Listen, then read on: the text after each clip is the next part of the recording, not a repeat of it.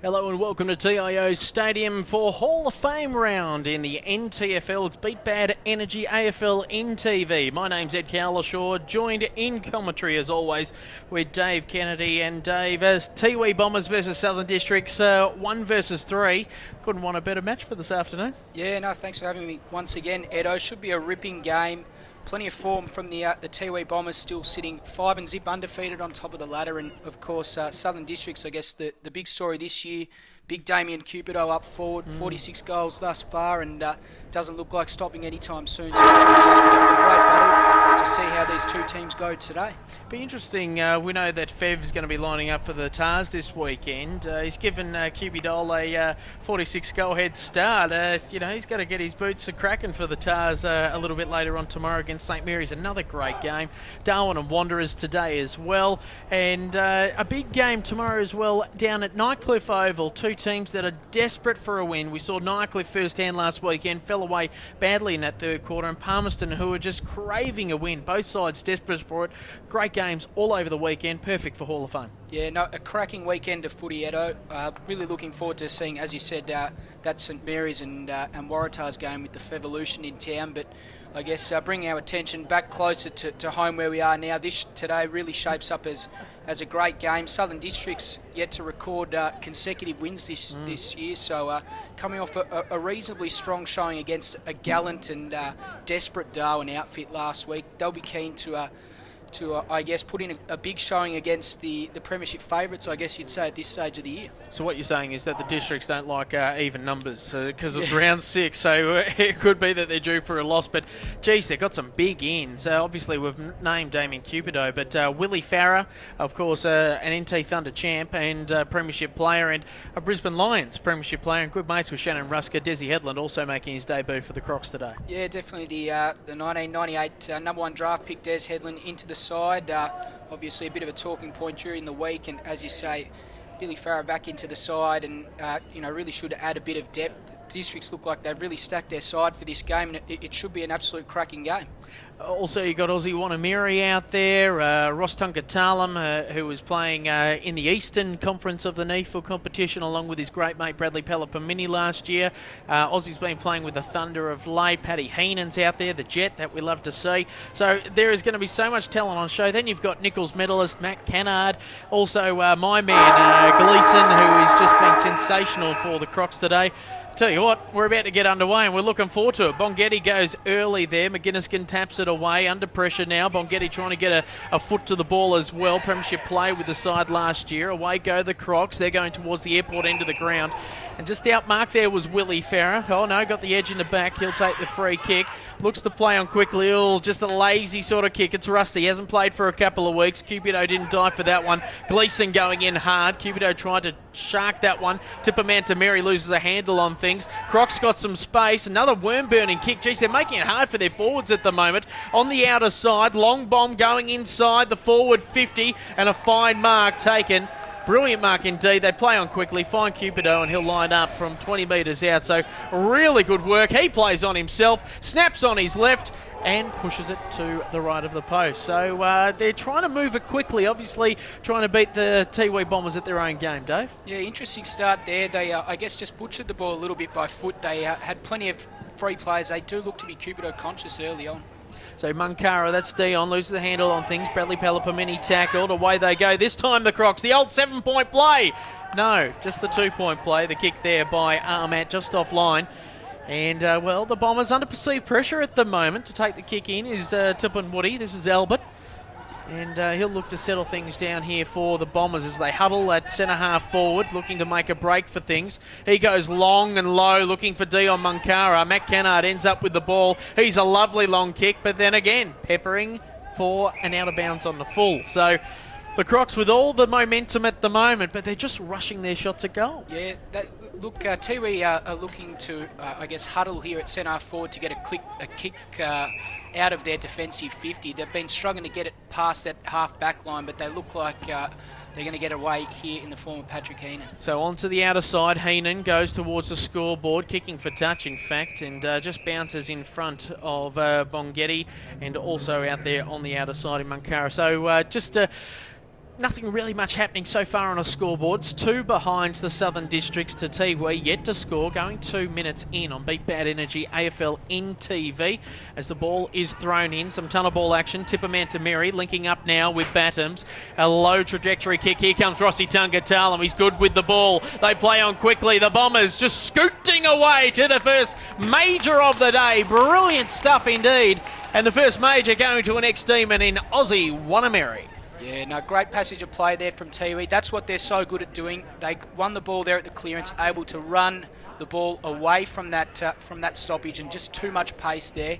Able to run the ball pretty much into the open goal, and as you say, Aussie Wanamiri able to finish off. And I guess after Southern Districts dominated the first part of that quarter and the early scoring shot, probably had 3 shots a goal.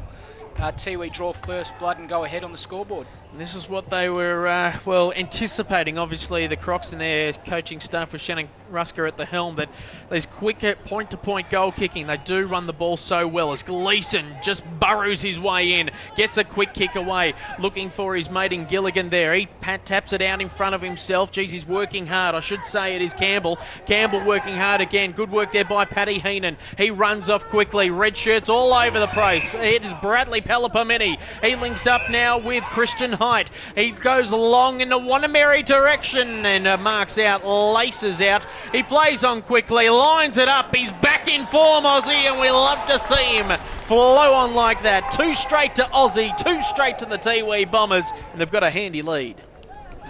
Great start here for Tiwi. Once again, moving the ball quickly. I guess the work of Paddy Heenan there at half back. Edo, I'm lucky enough to train with Paddy Heenan down at Pint. He's one of the island players that I guess comes down to our training to enable him to get a run during the week. And he's the consummate professional of that side. He's well spoken. He's even inclined to speak to our group and really help us out as a team, even though he really has no alliance to us. And he just got the ball at half back there and able to move the ball on well. McGinniskin wins the tap out. This time it's Shark there by Christian Hyde. A high up and under kick, but a fine mark made nonetheless. They're going to come along the Morris Rioli grandstand win. Of course, a legend in the AFL&T Hall of Fame. Starting to link up now. Lovely kick there by Dean Polo, the former Tiger and Saint. Also out there for the Crocs today. Farah looking for a link up. Off to Headland. Back to Farah again. Shakes one. Good work there by Farah there to keep some space against Munkatopi. Just, really little kicks at the moment, trying to set things up through Armat. Now looking a little bit longer for Cupido. Bit of space, calling for it even longer. And, geez, going to have to make the opponent work. There was Armat. Plays on quickly again. Good work there by Paddy Heenan. He's surrounded by Crocs. Not a good thing to be in the Northern Territory. Away they go again. Here comes Ed Darcy on the outer side. Moves it along quickly. Tipperman to Mary's there as well. Also Aussie Wanameri looking for the ball. Fine work there by Papunga Mary. And away go the Tiwi Bombers in the middle of the ground. Linking up with Dion Munkara. Laces out and finds Simon Munkara. Good kick in the end. And Simon will line up from, roughly 30 metres out. Very tight angle. But they do like to play on quickly, the Tiwi Bombers, and I'm sure there'll be a loose man just floating in as the number 16 Christian Height is starting to do. So here comes Munkara. This is Simon. Just pokes at the ball, really. Caresses it through the big sticks. It's 3 straight goals there for the Tiwi Bombers. And wow, hasn't the scoreboard pressure changed in the space of a couple of minutes? Yeah, no, another amazing progression there. They just like to run the ball in numbers. There's always 3 or 4 players lining up wanting a kick, and they just run the ball well out of defence. They're clean with their disposals. Obviously, the entry there and the delivery to Munkara was absolutely spot on and perfect. He was able to take the ball on his chest and deliver them a goal from a set shot. Well, just quickly, the umpires today, umpire Walker about to bounce. Other umpires, Mark Noonan and Aidan Rickman.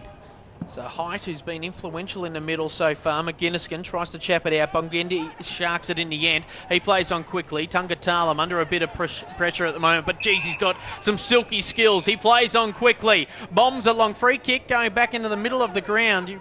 Maybe downfield. Could you have gone with that there, Dave? Oh, I think the free kick was off the ball. Maybe advantage was the call, but geez, even Tungatalam just so much time. Bongetti to Pelopamini, back to Bongetti. They play on a long loping kick. No real Bombers in the attendance on that one, and a fine mark taken there by Jaden Young.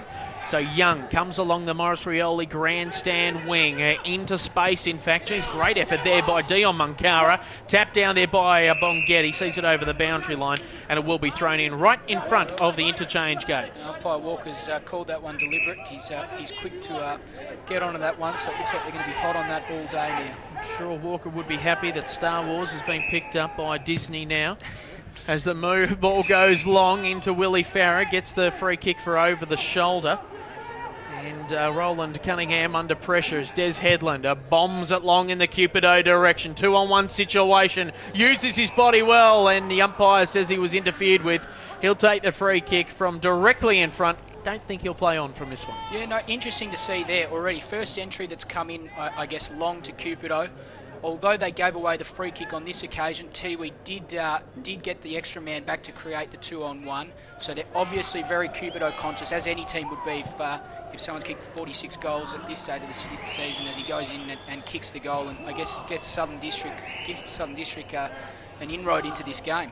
Well, it's interesting how you say that being Cupido conscious, one man's not going to steer you to victory, as we found out last week with Paul Cox Jr. from Waratahs. He kicked 8, but Tiwi had 14 individual goal kickers, and and they also had a couple kicking 5 or 6 themselves. So it's the way that they use the ball so well, Tiwi. It's interesting though. You would think Damien would be able to take 2 or 3 of the Bombers defenders at the moment, just because of his size that is out there. So if they do bomb it long to him, I'm sure he'll be able to take centre stage as the ball goes long in the Cupido direction again. Here he comes. Up they go, though, the Tiwi Bombers, trying to create some space for each other. Starting to spread it now through Ed Darcy. Going backwards to go forwards. Finds Jason Perun Tatameri onto the outer side. Tipper Mantameri just slowing things up, the skipper. Good work, but he's chipped it across. It's in the danger zone. Kelly Longards, he's not playing for the Bombers, but he might need to as they try to clear it. Good work there by Simon Munkara. Aussie Wanna Mary looking fit and fine in the middle of the ground, lays a tackle.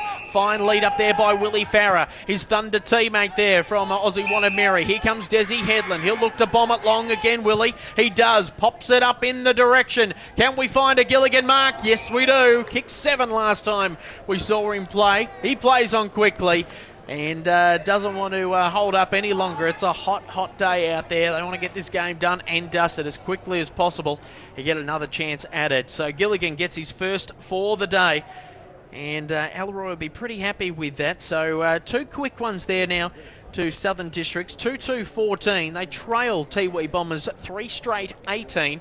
That is on the Amart All Sports scoreboard. Yeah, I guess, Ed, just to clarify what we were talking about and give, I guess, the viewers some sort of context, Tiwi Bombers this year are sitting on top of the ladder with 681 points for, and their leading goal kicker is Roy Cantilla with only 19 goals, whereas Districts, they've kicked 571, so less points, and Cupido's kicked 46 as Districts another clearance, and looks like it's going to result in a boundary throw-in.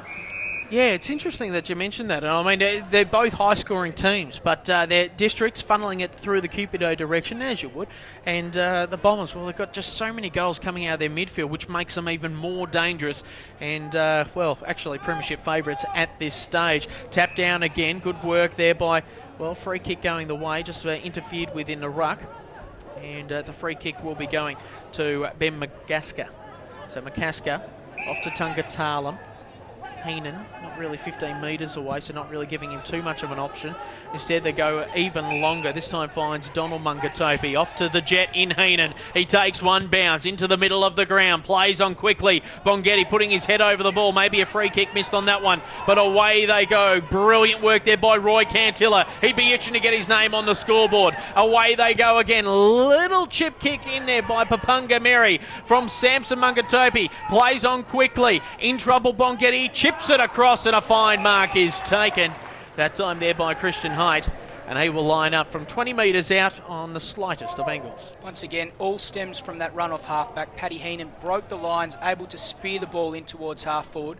Also, once they got it in, a brilliant pick up there from Munkara and handball into the corridor. So Christian Height stabs at the kick, but just enough on it to put it through the big high diddle-diddle.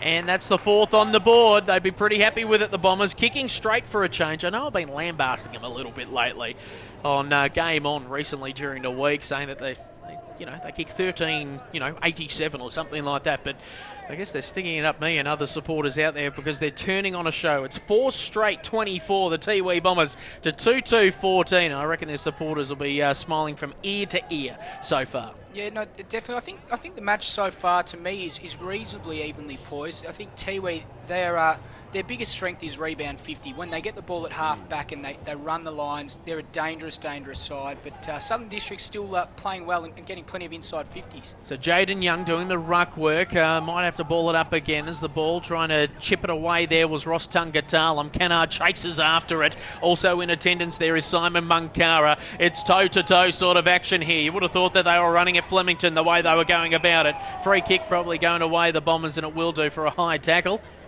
So away they go on to the middle of the ground. Had to wait for the ball there that time. Got it just there was McCasker. Plays on quickly inside the forward 50. And a good strong mark there to Aussie Wanameri. Hasn't he come to play today? Well, he certainly has. He's been in the right places at the right times. It looks like there's an option in the forward pocket that he's considering, but he'll go back and take the kick. They're just a unique side, Tiwi. That kick to McCasker in the middle of the ground, there's not many other teams that would take that type of risk, but it really opens up their forward line and allows their players to lead into different spots in the 50. It's looking good, Aussie. We know that if he had shed some weight that he'd tear this competition apart, and I'll tell you what, he is in supreme condition. A year with the Thunder has got him back on track. He knows that his beloved Melbourne Football Club's coming up here for pre-season. I wouldn't be too surprised if he disappears at Christmas time with them and off to Kakadu and the likes as he scoots off the ground. He's got 3 next to his name. Great start there for Aussie and the Tiwi Bombers. No, a brilliant start. As you said, Edo, good to see them kicking straight today. It looks like today's the type of day that you want to be winning the clearances because there hasn't been a lot of defensive pressure. It's a bit of a shootout at the moment, so you want to be winning the clearance, getting first hand the ball, and giving yourself every opportunity to get the ball inside 50 and have a scoring chance. So big punch away there from Battams, and away go the Bombers again. Here goes Samson Munkatopi in a little bit of bother, but it's Dion Munkara to mop up the little mess. It wasn't really much of a mess as it's at centre half forward now. Punched away there. Big effort there by Captain Morris. They go long into their forward 50 under a bit of perceived pressure at the moment. Desi Headland dives on the ball. Gleeson doing his bulldog work as always. Pops it up in the area. Farah's going to have to jump. He usually jumps early for those sort of things, but he was 4 metres away from the ball, and a fine mark has been taken. So in defence now, and away go the Tiwi Bombers. Albert Tippenwoody looking for options. Tippamantameri back on the ground there. The skipper for the Bombers has to be good with it, and Gilligan just marks it lazily, laconically, one-handed. And, geez, he just made it look so easy. Yeah, no, really good job there from Gillian to read the play and was able to take that mark. Tiwi switched the ball. They gave themselves a chance to move it on quickly, but they probably just didn't move it on quickly enough on that occasion. Love the way this bloke goes about it. Interesting looking kick, though. Give him a plug. Should have just kept my mouth shut, eh? Out of bounds on the full. It was sort of a mongrel finger-breaking punt. Out of bounds on the full there. Didn't go end over end, and it will be kicked in there by Albert Tippenwoody. On the last line of defence has been marking Cupido today, so Willie Farrer marking him. And away they go with this huddle again, and well, the Crocs are falling for it as well. They're playing man-on-man footy, so they've got to have to be accountable with this as they stream along the Morris Rioli grandstand wing in the Bongetti direction. Had to keep his feet at the crucial time. There was Roy Cantilla, seen over the boundary line. And can be a feisty player sometimes, Roy Cantilla. I remember he and also Peter McFarlane going toe-to-toe a couple of years ago in a qualifying final. As the ball is thrown back, a big arc on that one. Bongetti missed it altogether. Heenan taps it away. Good shark there by Bill Hicks. He kicks it long. It's Desi Headland now. He could go for broke, but he just uses it well in the Cupido direction. Farah runs on, but no. Cupido will hold it up and have another crack at it as Headland just really leading away at centre half forward today, and he's looking pretty good as well, looking pretty slim. No, he is, and it was good to see Des kick it to the fat side there. He gave Cupido the chance to lead into some space. I guess as Cupido comes in and kicks the goal, one of the points that I think is been interesting today, as you said, Edo, before, is that Tiwi have, I guess, adopted the huddle. I think, to me, the more interesting thing is that districts have decided to go man-on-man. As you said, really strange tactic. I don't think they're going to match Districts for pace, and if you go one-on-one in that huddle and you let the Tiwi players run away from you, they could end up running all over the top of them. But I guess a good passage of play there from Districts with the two AFL former AFL players combining in Headland and Cupido to kick that last goal. I like the way that Rusker's coaching, though, at the moment. With that huddle, he's making his players accountable. If they're not, they'll be taken off. You can just see that happen as Armat tries to pick it up.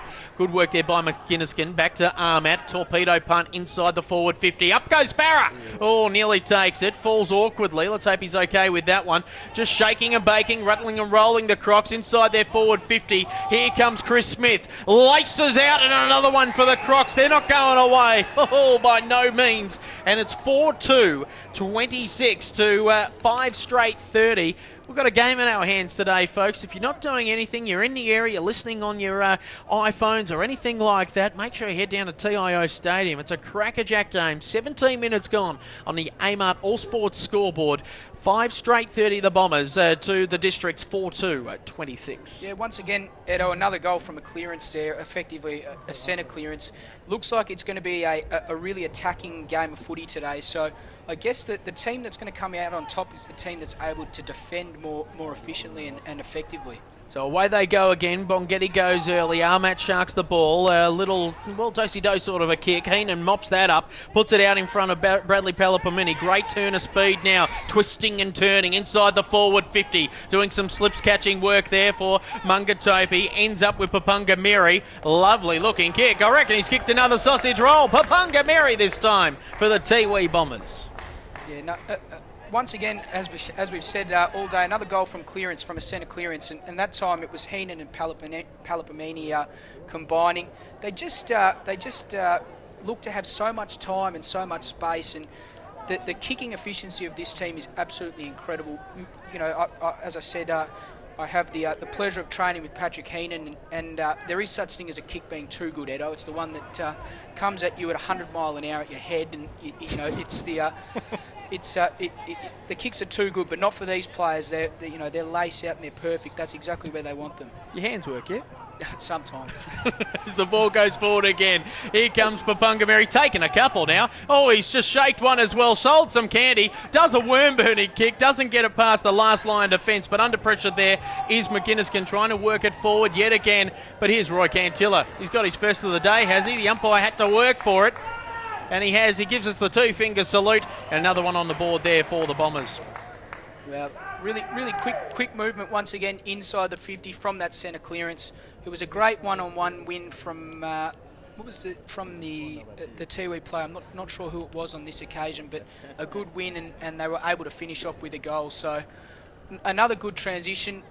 Have a look at this, Edo. We've played 20 minutes. We've already had 11 goals kicked, so we are looking at a shootout once again today. And as we said, you know, the team that becomes, I guess, the most defensively minded in this heat and towards the end of the game is going to be the one that holds up, because with these conditions, you'd probably assume that this type of scoring rate is not going to be upheld the entire day. Well, that's exactly right. I do apologise. It's Gep doing the ruck work in the middle of the ground. I do apologise to the Gep family who are listening in, wherever they are around the nation and around the world, of course, because we are coming live to you at TIO Stadium on aflnt.com.au, thanks to Beat Bad Energy, as Gleeson wins the ruck work there. Tries to get it out, trying to bending it down. There was Gep, and away go the Tiwi Bombers again. Rossi Tungatalam. Can he put that on a dime? No, and it's the first blemish for the Bombers today. Well. I'm sure the rest of the boys will give him some stick on that one. 7-1-43 to 4-2-26. As they've got a zone sort of approach here, the Tiwi Bombers. Interesting the way that they're going about it here. And just at the fall of the ball there is Gleeson. Going to have to work hard and get rid of it. He does so. Gives it off to his mate in Campbell. On the outer side, looking for some object of affection. But it is Patrick Heenan. Into the middle. Finds a Tungatalam. Linking up brilliantly now are the Bombers. A good chain of handballs. It's going to end up with a skipper, and he's pinged for holding the ball. No warning whatsoever. He gets on with it, Shane. That's the way he goes about his footy, and away go the Crocs again through Gilligan. On the Morris Rioli grandstand wing, starting to link up well now. Back to Gilligan into the middle of the ground, has to put it into some space. Good work there by Paddy Heenan. to get a midden on the ball. It's now with Paran Tatameri onto the outer side, this time linking up with Tip and Woody, and he's off for a stroll in the park. He puts it into the middle of the ground, finds the target in Mungatopi, chips it across, sticking out a snaky hand. There was Roy Cantilla, but it's Papunga Mary inside the forward 50. Lace out kick, using his body well, was it? The umpire said yes. Thank you very much. And Kristen Height will take a shot on goal. Tight angle indeed. The umpire, no, he wants to move him around onto the boundary line. Tried to sneak some space there. No one guarding the turn of speed. And he just pops it through, puts the fist up in the air, and he's got a couple next to his name there in Christian Height.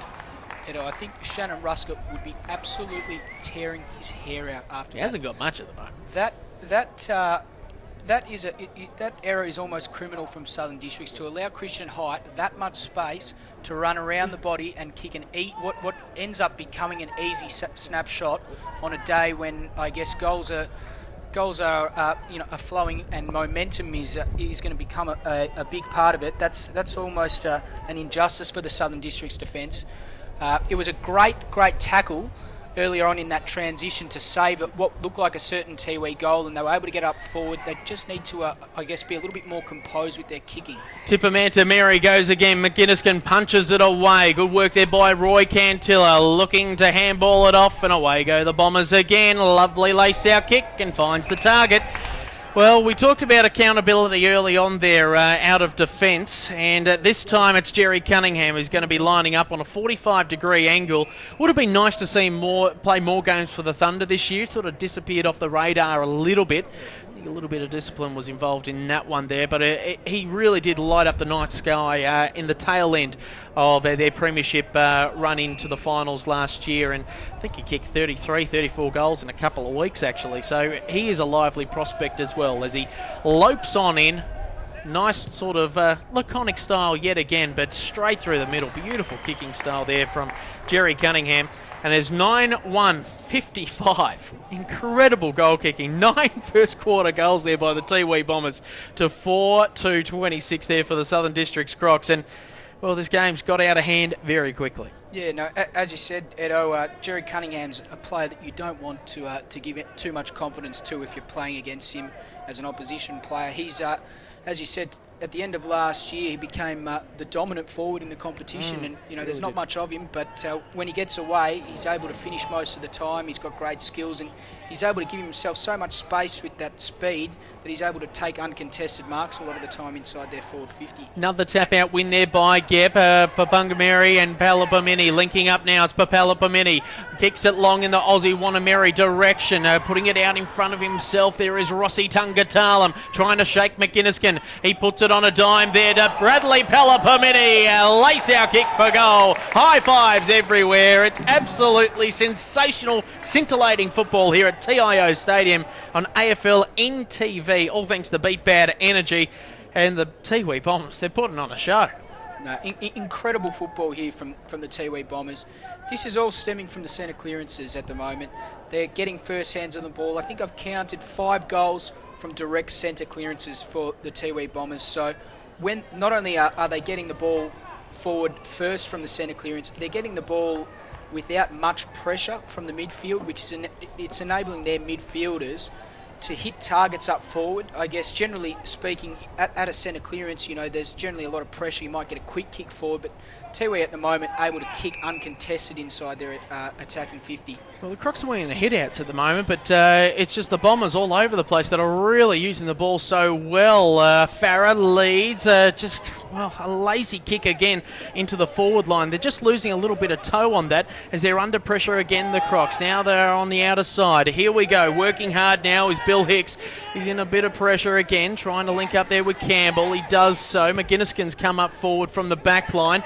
Good take there in the end there by the big fella in Hilberg. He goes on even longer. This time, shepherding on through there was Desi Headland, but it's through for a behind in the end. So away go the Tiwi Bombers as the Crocs get a behind for their troubles. They've worked really hard to get that going. And you look the way that the Bombers go about it. So just waiting to see what's going on. I think runner's been interfered with a piece of play. So Dave, walk us through this one, mate. Okay, so what's happened is it looks like the Tiwi Bombers water carrier was inside the 50 during the time of the kick-in. So you're not allowed to have any officials inside the 50. The umpire off the ball, it looks like it's big Mark Noonan, who had the pleasure of cleaning up during the week, and he's the one that's picked up the free kick, and the free kick is taken from the top of the 50, and it looks like Districts have been able to capitalise on that with a great kick. Yeah, Aaron Hilberg's kicked the major there. So there you go, something interesting, and I'm sure we'll find out more information about how that actually works on Game On a little bit later on in the week. But, well, the Crocs, a goal against the flow, because you just got the feeling that the Bombers were about to just keep on keeping on. And finally, another one next to their name there. So 5-3-33 to 10-1-61. It's an amazing start here at TIO Stadium today. It was actually all tied up there at one stage. Really close sort of a game. Crocs making a run for it, and then 5 unanswered goals came the way of the Tiwi Bombers just a short time ago. Away they go in the middle of the ground again. It's all trapped up there. Good work there by Simon Munkara. So another throw up, 28 minutes gone. You expect this quarter to go on even a little bit longer into the 30s as it's tapped down there by Gep. Good work there by Munkara, try and clear the ball away. Aussie Montgomery trying to scoot away with it. McGinniskin ends up with it. So this time it's Port Jimmy, another skillful player from the Bombers, off to Wanameri. Cunningham making some leads, also Tunga zigzagging their way through the forward 50 at the moment are the Bombers. Good work there by Port Jimmy. Off to Gilligan, who's now playing in the back line. Kicks it long to Cupido. Geez, he's got some time here. He shakes off one, uses his potent kicking boot. Off to Willie Farah, and maybe 50 dragged down in the end. Very unusual sort of play there by the Bombers. And Farah, very unlucky not to get a 50, I would have thought. Yeah, extremely unlucky. Great effort there by Cupido to take the ground ball. Even managed to find his left foot running the opposite way, and really good vision to see Willie Farah, who went on to take a good grab, and as you say, probably unlucky there not to receive the 50-metre penalty. It's Donald Mungatopi that's the man getting the mark on, and Willie Farah pops it through. He's not really known as a fighter, Willie Farah. He just goes on with the business there. But I tell you what, though, he does like the look of himself in the mirror. There's no doubt about that, Willie. He's got the little stud in the ear usually, and he's one of the good-looking chaps from the Thunder as well. So I tell you what, any scratches on the mark, there goes the modelling career. So, but he's got a major on the board, and he'd be happy about that. This is his first game today, and he's pretty pumped up to be back in the Crocs lineup as well, as the Thunder boys will be starting to spread themselves across the NTFL Premier Division over the next couple of weeks leading into Christmas. So Mark Noonan, the umpire, throws it up. Going there early, there was Gep. It's punched away forward there for the Crocs. Believe it or not, we're still in the first quarter as we start to move it forward. Trying to get rid of it there is Dave Price. It's going backwards to go forwards. McGinniskin coming in off the square. Cleaned up there by Dion Munkara. And a free kick going the way of the Bombers. No, McGinniskin's coming the way back there. So, well, they're getting on with the job. McGinniskin goes forward. And there goes the siren. 10-1-61 to 5-3-33. 15 goals in a quarter of football. Well, I'll tell you what, it's been tantalising stuff, and it's great to have your company here on Big Bad Energy AFL NTV. Don't go away, second quarter, not far away.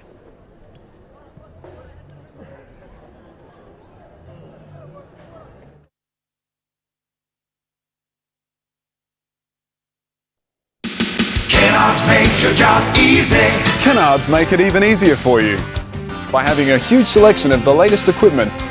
And if you're hiring multiple items, or for multiple days, or just need flexible return times, talk to us. We're happy to work out a deal for you. And if you're using a bit of gear for the first time, ask the guys in store or get on our website and watch our how-to videos. We're here to help. Kennards makes your job easy. Beat Bad Energy.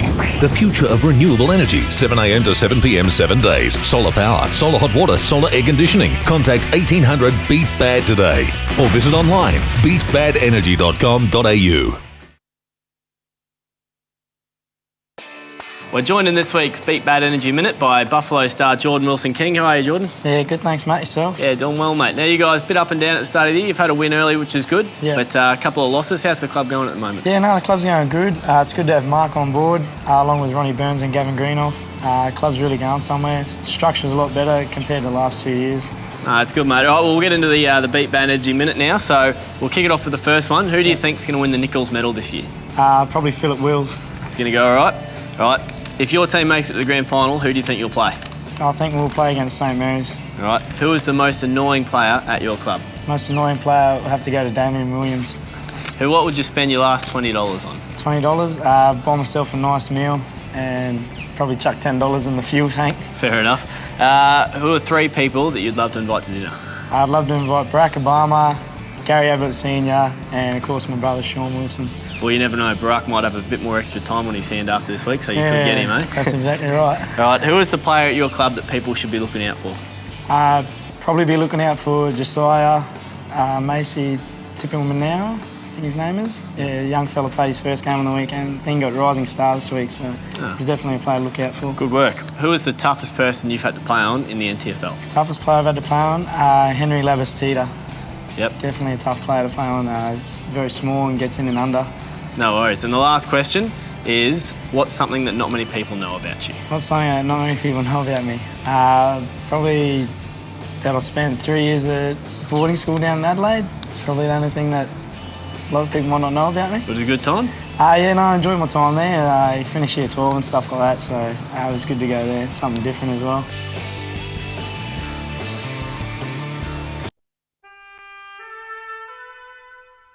The Territory's a place you won't fully understand unless you live here. You see, it takes a Territorian to understand the things we do, or how we do them.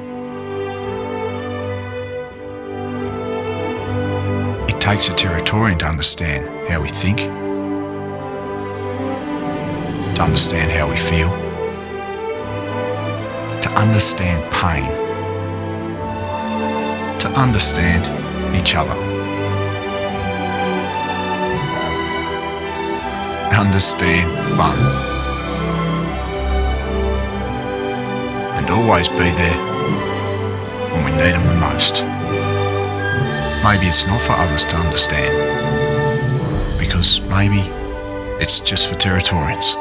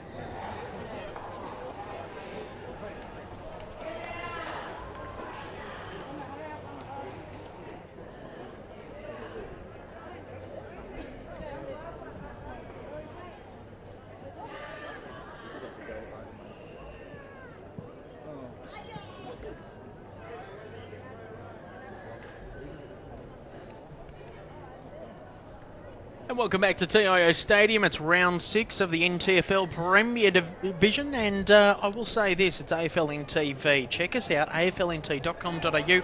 You can see all the updates on what's been going on with us, of course, here on Beat Bad Energy. Game On's on there as well, with various links going on with the boot and various other aspects there, plus the Hall of Fame tonight to be held at the Holiday Inn on the Esplanade. We're calling an absolute thrilling game. It's 10-1-61 the Bombers to Southern District, 6-3-39. A comfortable lead at the moment, but the Crocs aren't going away as they try to get a quicker way through Chris Smith. He does go long in the Cupido direction, punched away there and gallantly so by Tippin Woody. Oh, didn't have the ball there that time, and a free kick going away of the Bombers, and that time it is Donald Mungatopi. So Mungatopi goes long, he slips as he kicks. A fine mark taken there by Michael Dunn, away he goes along the Rioli wing. Good lead-up play yet again. Here comes Dion Munkara. He lace out kick, finds Ross Tungatalam. Tungatalam looking for leads, has to be good with the ball. He usually is. It bowls everyone over, and Roy Cantilla just strolls in for a behind. Only just missed there. He's hit the post, but you know, that goal was, or that scoring opportunity really set up by the work of Tippin Woody at full back. He was able to punch the ball from behind there. It looked like a certain mark to Cupido. He's been in that particular situation where he's isolated and won out so many times this year, and Tippin Woody thus far, although he's kicked 2 goals, has done a reasonably good job and able to push him up the ground in the latter part of that first quarter. So they go long in the Gep direction. McGinniskin at the back. Geez, had 3 or 4 bites of the cherry. Didn't end up with it in the end. Bongetti falls on him. He picks him up. Good little bit of sportsmanship there. Getting on with the job there. Tim Bongetti is known as a little bit of a power man, but just getting on with the job today as Gilligan sharks the ball, plays on quickly, this time working it forward through Smith, going long in the Cupido direction. Just watching his man there that time was Tippin Wood. He did some good stuff before from the punch behind, but 1 out. Cupido is in charge, and he's pretty pumped up about it as well. He's got 2 next to his name, lining up for number 3 this afternoon. 2 minutes gone in this second quarter. So Damien Cupido, former Lion and Bomber, strolls on in. Skippity skip, skip, skip, and away he goes. Just lent back on the kick, but it goes through nonetheless, and a much needed goal there for the Crocs.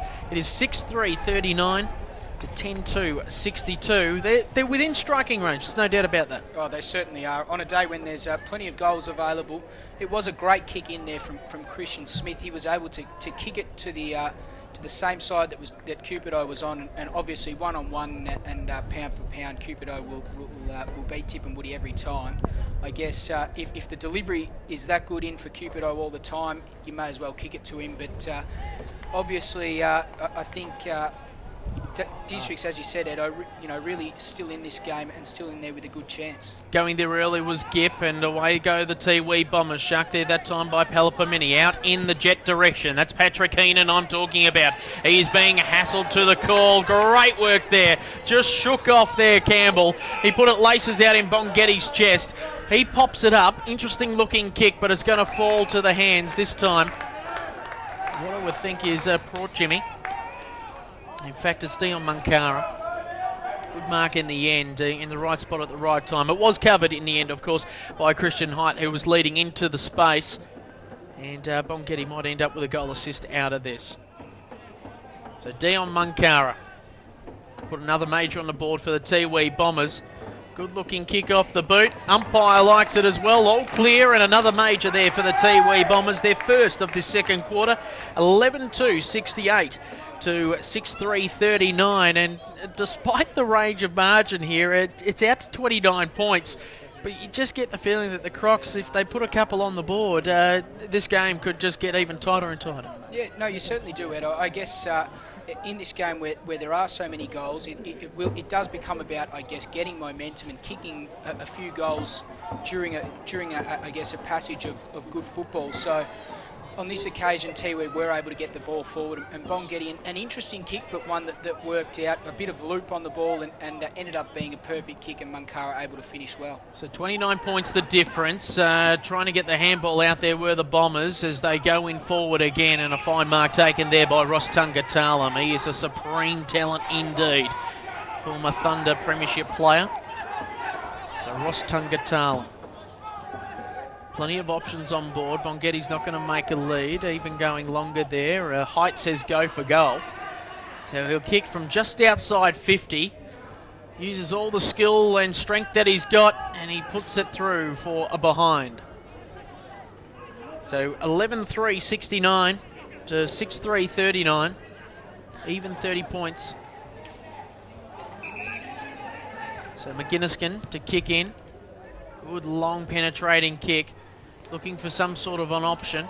Away they go again, just looking for the free kick there, the Crocs, but they play on quickly nonetheless to Campbell on the outer side, looking for the build-up in the headland direction, plays on quickly, he's got some time, he goes backwards over the top of his head, looking for a centering kick, gee, still at the toe there of Cupido, had enough skill to put it on a sixpence in the Farah direction, Bonghetti playing hot potato with the rest of his teammates, and away they go, linking up this time with Tip and Woody, onto the outer side, just keeping in play there is Mungatopi, and away they go to the jet in Heenan. He puts it into space. Oh, here comes Papungamiri. Fee-fi-fo-fum. He can smell the blood of a croc, but the croc got him in the end. That time back there to Papungamiri. Great work there by Port Jimmy to keep the ball alive. On hands and knees this time is Steve Rusker, brother of the coach. Moving it on forward is Ahmet. Into a little bit of space. Gleeson can't really read the bounce. He ends up with it anyway. Gets a handball out. Linking up with Kennard, who's been very quiet tonight. Got a free kick. And look, we're going to get a 50 here as the umpires converge. Bit of discussion. What's happening? The free kick's been paid by the out-of-zone umpire, so on that occasion you can't pay advantage. The district's a little bit stiff there. Kennard was away. So Gleeson goes long.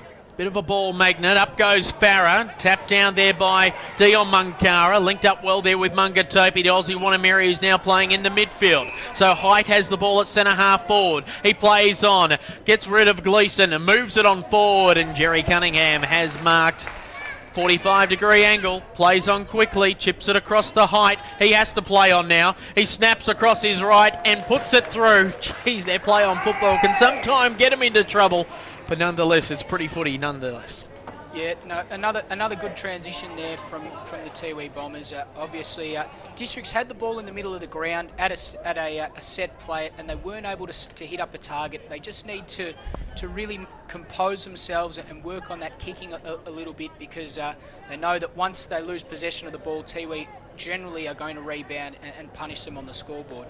12-3-75 to 7-3-45. Still maintaining that margin of 30 points here, the Tiwi Bombers. This is a time where they need stops, to put it into a basketball vernacular there. They need defensive stops here, the Crocs. There's a fresh air kick out of the air. Just really didn't do much for Jaden Young, but they end up going in the Cupido direction nonetheless. Plays on quickly, skippity-doo-dah, and it's goal-to-goal footy here at TIO. Just shows what you can do from a clean centre clearance. So the Crocs are able to get the clean centre clearance, and they put the ball up nice and high, and Cupido are virtually an uncontested mark in the end and able to run on and kick a sausage roll.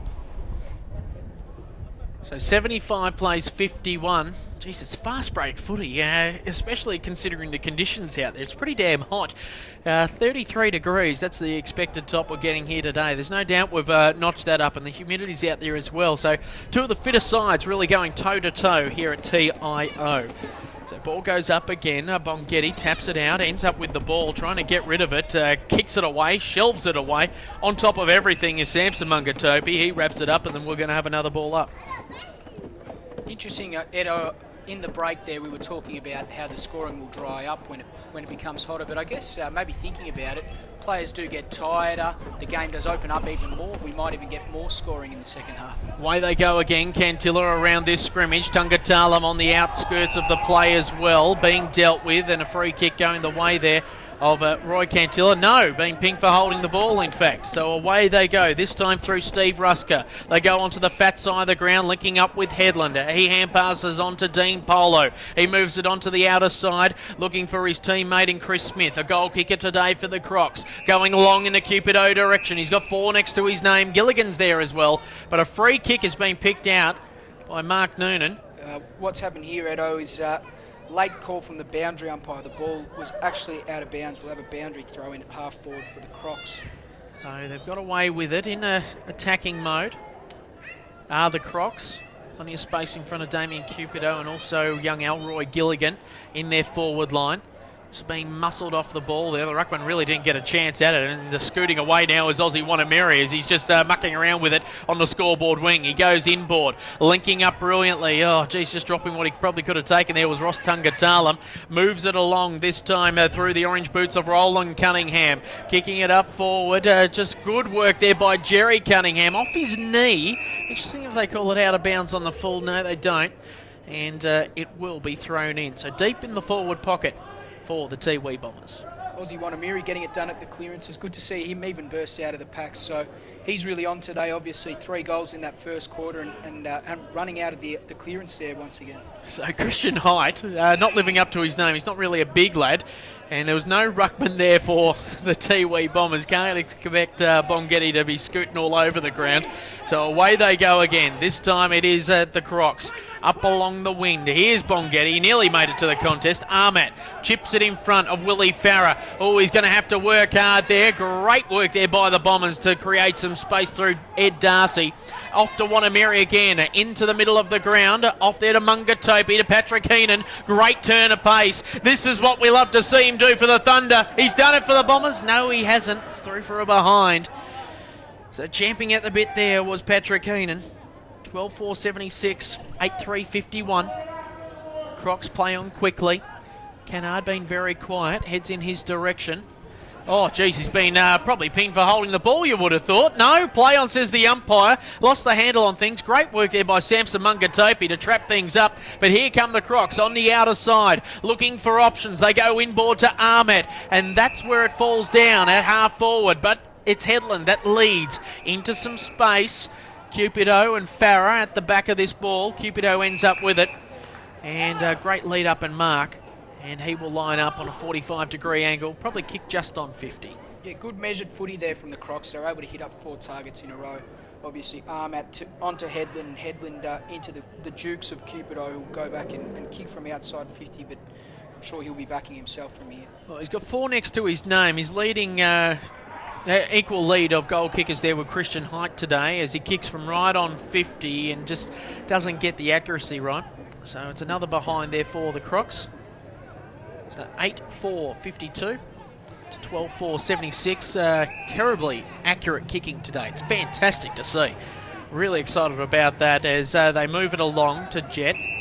It's Patrick Heenan trying to create some space there against Smith and maybe out of bounds on the full. It is so. So the Crocs get another chance. Interesting how Bill Hicks doesn't want to take the ball.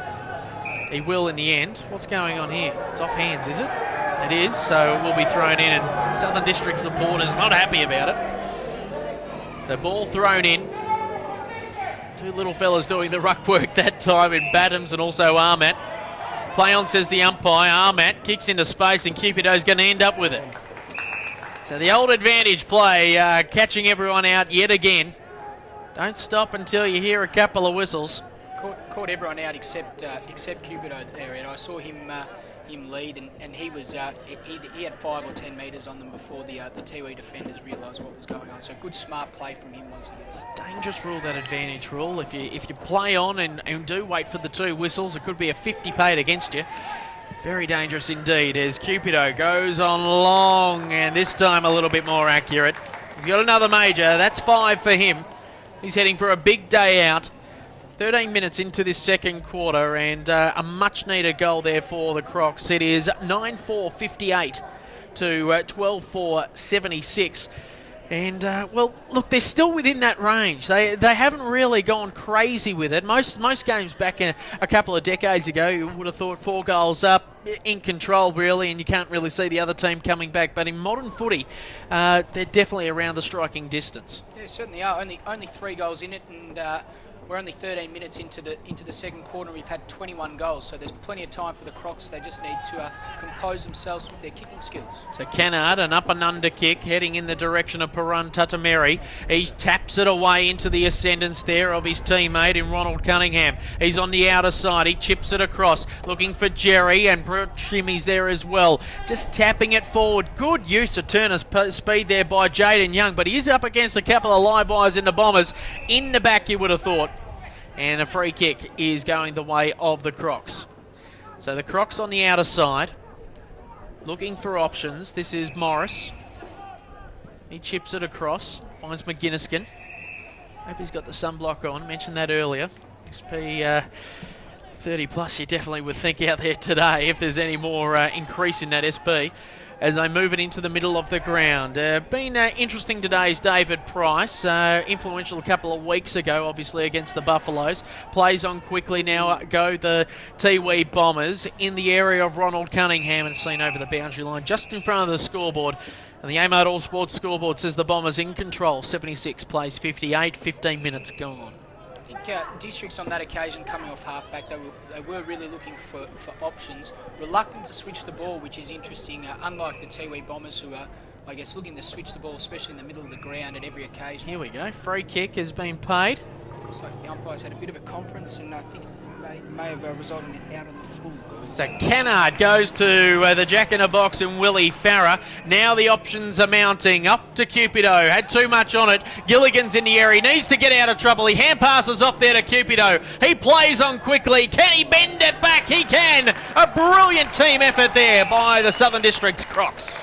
Super effort there by Gilligan to get that handball off.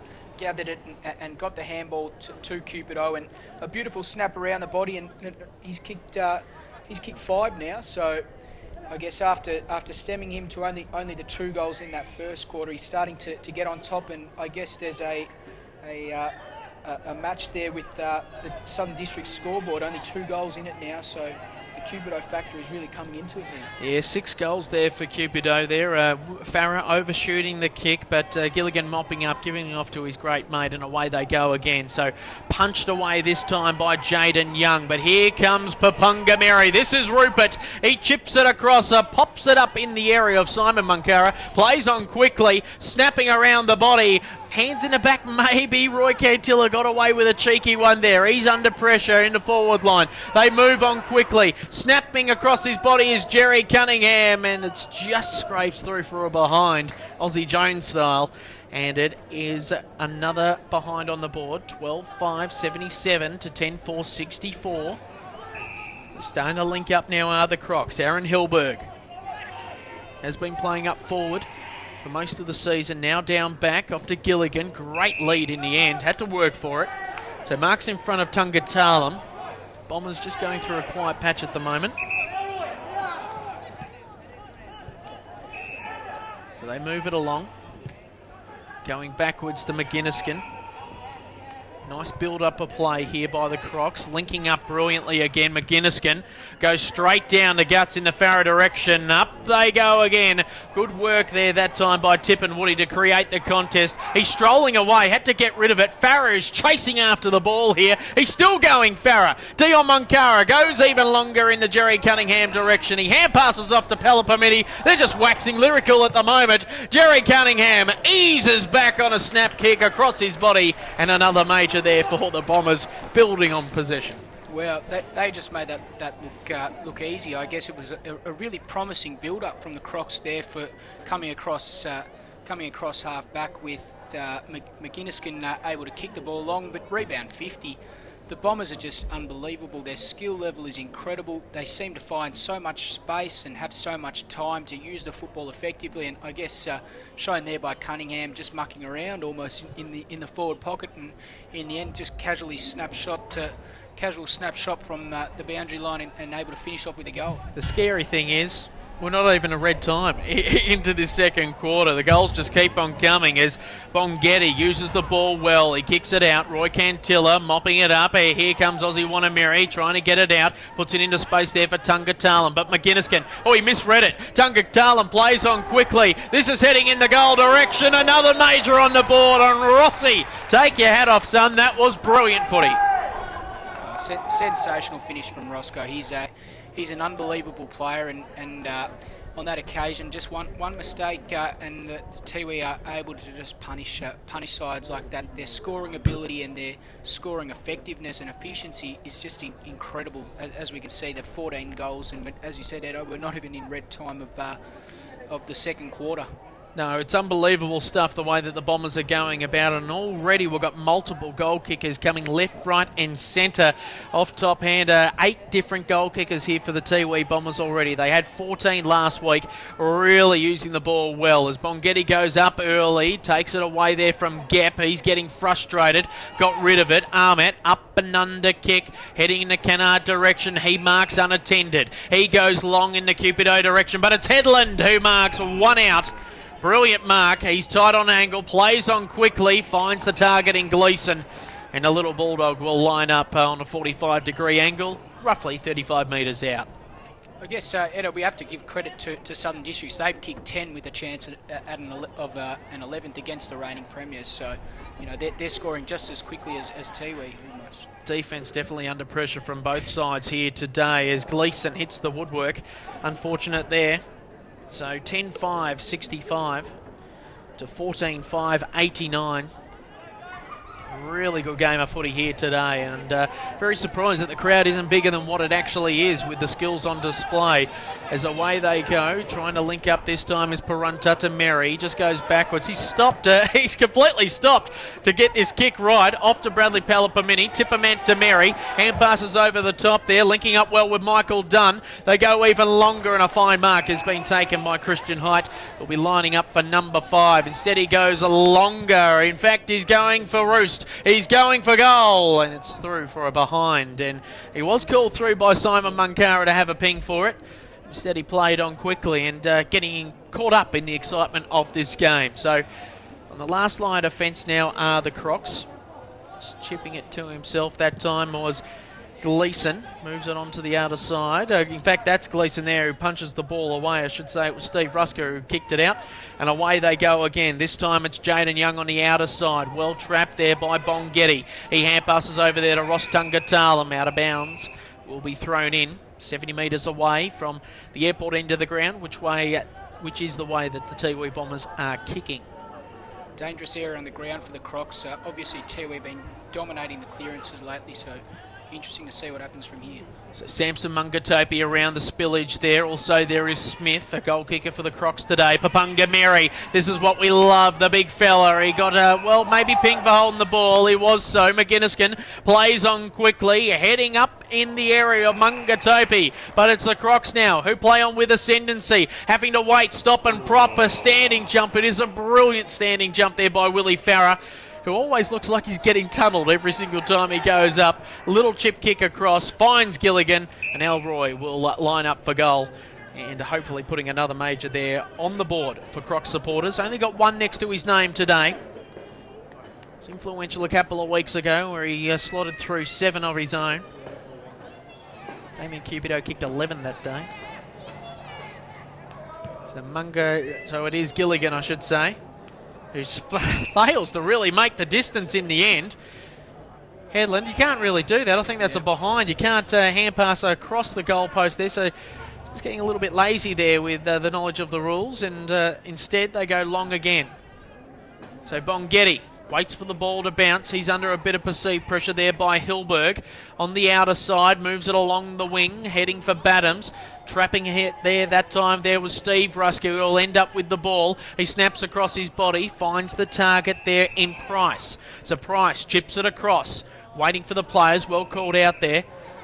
And the Crocs on the outer side, looking to penetrate, but it's an interesting looking zone defence there by the Bombers. A big pack forms, any mark being paid, and I think there has been a mark being paid to you-know-who. No, it isn't. I think it's Gilligan, is it? Just wait for the man to show his face. In fact, it is Willie Farrer. Of course it's Willie Farrer. He hand passes across to Damien Cupido. Geez, that's unselfish play there by Willie Farrer in a goal-kicking position. And obviously Willie just a little bit too tired to kick it. And Damien Cupido's got 7 next to his name. Interesting. It's a little bit like Mark Webber pulling aside to let Sebastian Fattel take the wing. A great pack mark there from Willie Farrer, able to pluck the ball and then obviously gave it off to the big fella in Cupido, who was able to finish off. So I guess we're back to that margin of 3 goals now, and District's still in this game. Obviously, Tiwi look to have the ascendancy at this stage, but if they can maybe snare a couple of goals before the half-time break, they'll go in with a world of confidence. Well, that's exactly right. As the ball goes on forward yet again, Papunga Mary moves it along. He takes a bounce in between three defenders. Amazing stuff. Great skill. Ross Tungatalam, lace-out kick, a bullseye kick, in fact. He's got a couple next to his name, but Rupert Papunga Mary, he took a bounce in the middle of three defenders. I mean, no one else could do that sort of stuff. That is the skill level of the man. He's very deceivingly quick the way that he goes about it, and that was just brilliant stuff, and a great finish by Tungatalam. What a super effort there from Rupert. As you said, he was able to win the clearance and burrow his way through, and then had the poise to be able to take a bounce after he'd run his full measure and continued to run on, and then what a great finish from Ross Tungatalam, a proven finisher, and another great kick, and just another wonderful passage of play from the Tiwi Bombers. So one out there by Battams, but this time it's the Crocs that are doing the hard work. Great work there by Dean Polo to move it along quickly. A couple of bites at the cherry. Mark is not paid there to Hilberg, and the ball will be thrown over. He's not happy about it. He says he's claimed it. He got first touch on the ball. And Mark Noonan, the umpire, says, let's get on with it, shall we? So he throws it up. Punched away there. That time was Campbell, and this time it could be a goal assist the way that they've gone about it. Cupido tries to keep it in play. He's done a Lee Matthews, except the point post hasn't broken. Talk about a he-man. No, well called, Edo. I think the point post is lucky to be still standing. He hit it pretty hard. Look at the wave and the breeze there. My goodness gracious me. So the ball's still alive, and away go the Bombers again, looking for options. And yeah. What's happened here, Edo, is Tiwi player hasn't kicked the ball to themselves before running out of the square. Although the umpire's called play on, you still need to kick the ball to yourself before you run out of the square. Oh, Jackie Chan in mid-air. There you go, Willie Farah. Sensational goal on the siren. He's pretty pumped up about it as well. Oh, what a great finish indeed. And Willie Farah creating something out of nothing on the buzzer. Oh, well, you'd have to say it's on the buzzer. We know it's a siren, but that's a buzzer beater if I've ever seen one. And, oh, what a way to finish the half. It has been an exquisite half of football indeed. Entertainment all over the place. So I tell you what, we'll give our sports director all the hard work, because he's got to cut up all this absolute exquisite football that we've seen today. 12-7. Oh, unbelievable stuff indeed. 79 to 15-6, 96. It's got it all. And, well, it's the Tiwi Bombers. They're doing a job here on the Southern Districts, but it's only by a couple of goals. And the defence are under a hell of a lot of work. We'll be back in a few minutes' time to talk more about, obviously, the Hall of Fame, which is happening tonight. And, of course, back for the second half of a thrilling game here at TIO Stadium on Beat Bad Energy, AFL NTV.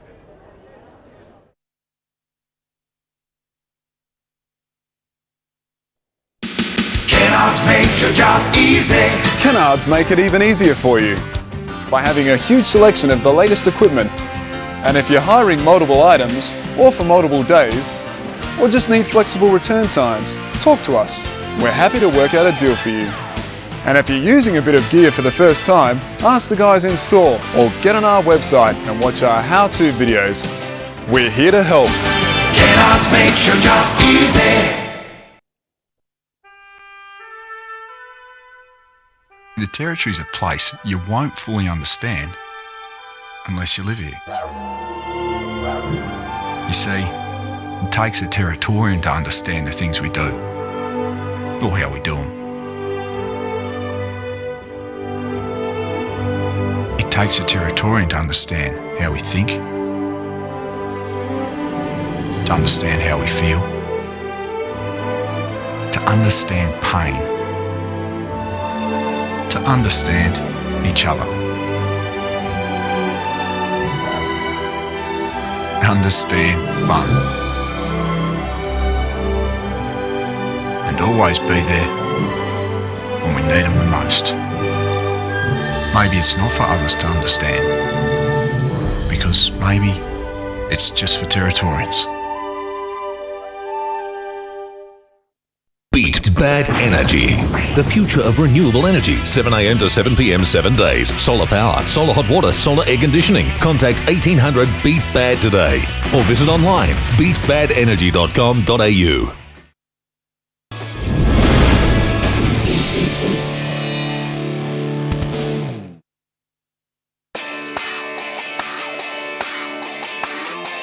Welcome to this week's edition of the Centre Circle. In this week's edition, we'll be talking about ruck contests. Players who make their sole focus the football will be protected.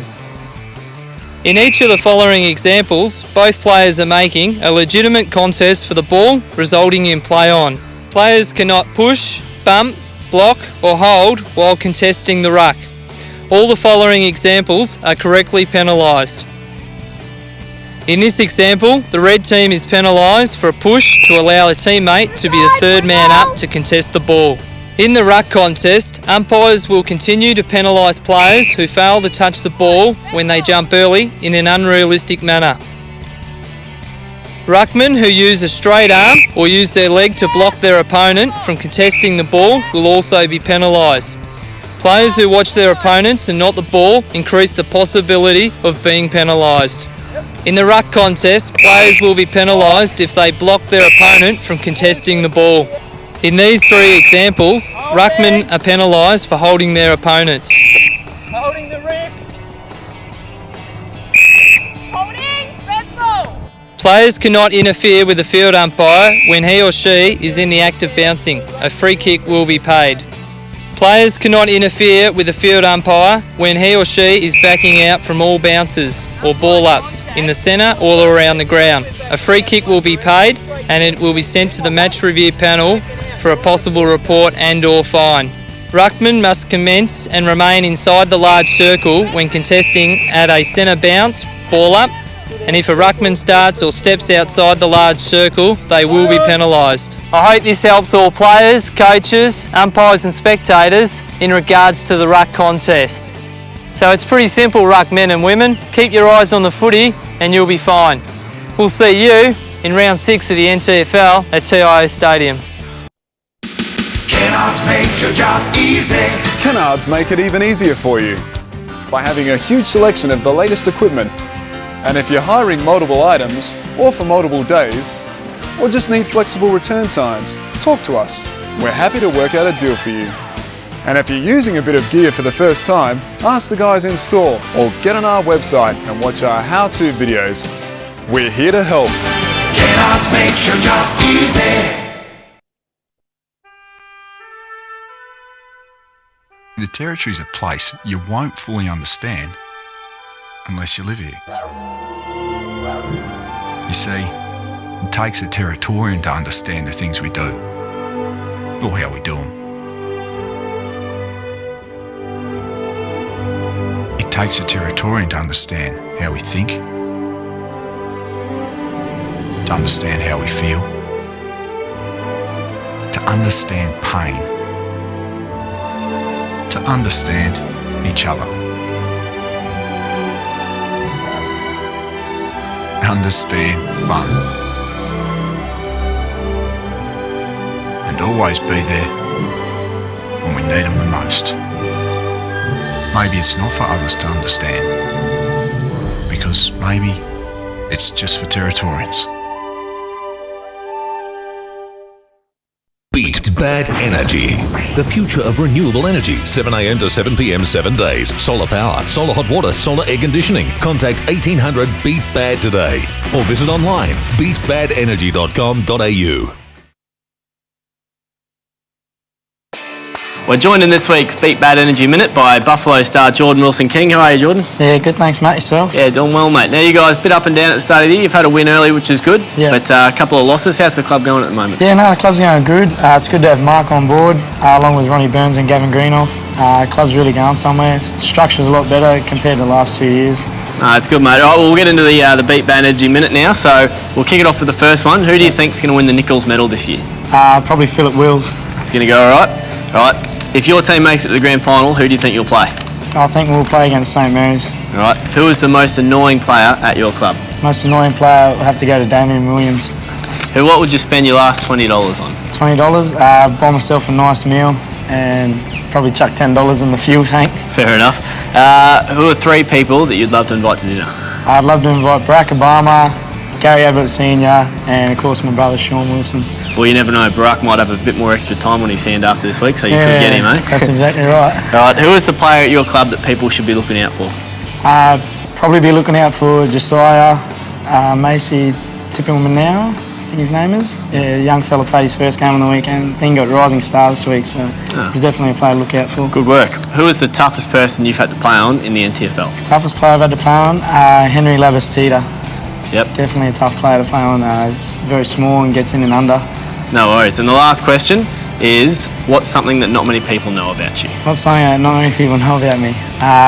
Probably that I spent 3 years at boarding school down in Adelaide. It's probably the only thing that a lot of people might not know about me. Was it a good time? Yeah, no, I enjoyed my time there. I finished year 12 and stuff like that, so it was good to go there. Something different as well.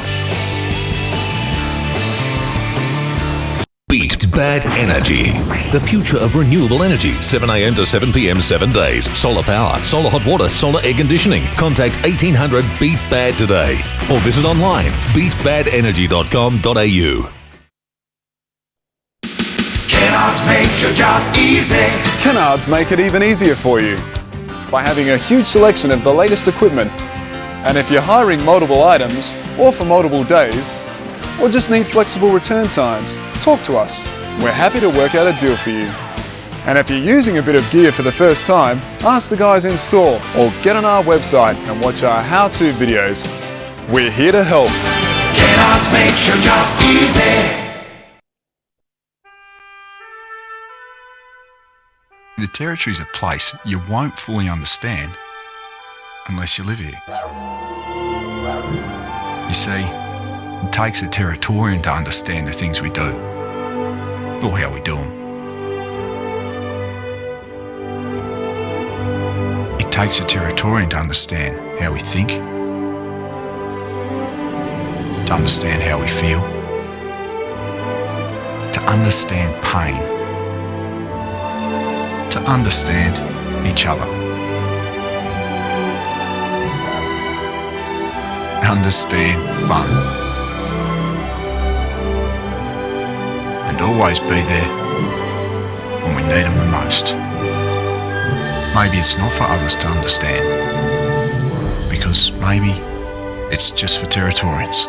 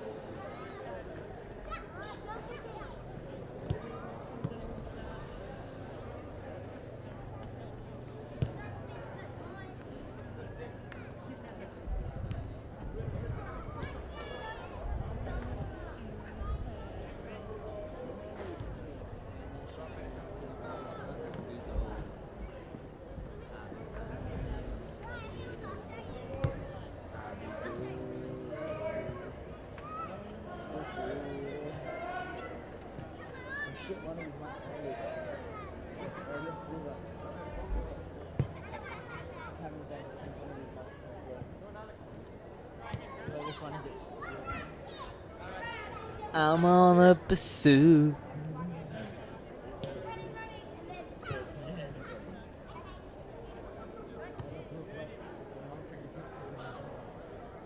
Wait, Mark's looking.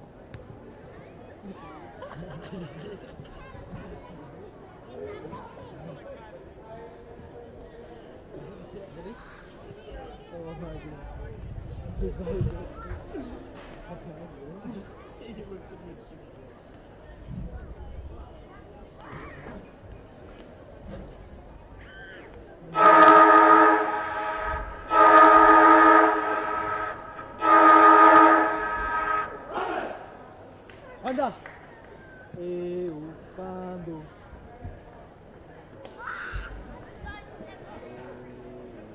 AFLN TV, all thanks to Beat Bad Energy, Ed Carlishaw and Dave Kennedy, your callers today. Great to have your company again. Tiwi Bombers just waltzing onto the ground again as they had their team huddle in the shade, whilst Southern District's deep in their circle at the moment. Plenty of discussion going on. It's only 17-point difference. It is tight and tough here at TIO Stadium. 1 versus 3rd on the ladder. And, well, we said earlier in the piece, earlier in our calls during once the season got up and running, that the Crocs might be around the money this year, the way that they're going about it. You got ex-AFL players in there, but they're really building that structure in the midfield there, and they're taking it up to the Bombers. It's all about getting that clearance work going, and you'd probably say that the Tiwi Bombers took the foot off the pedal ever so slightly in that second quarter. Yeah, no, I'd have to agree with you there, Ed. I guess Tiwi, they're a side that when they turn it on, they only need to turn it on for a few seconds and suddenly they're away and into attack and kicking goals. So it is more of a gradual build-up when it comes to Southern Districts, but obviously a brilliant quarter there from Cupido.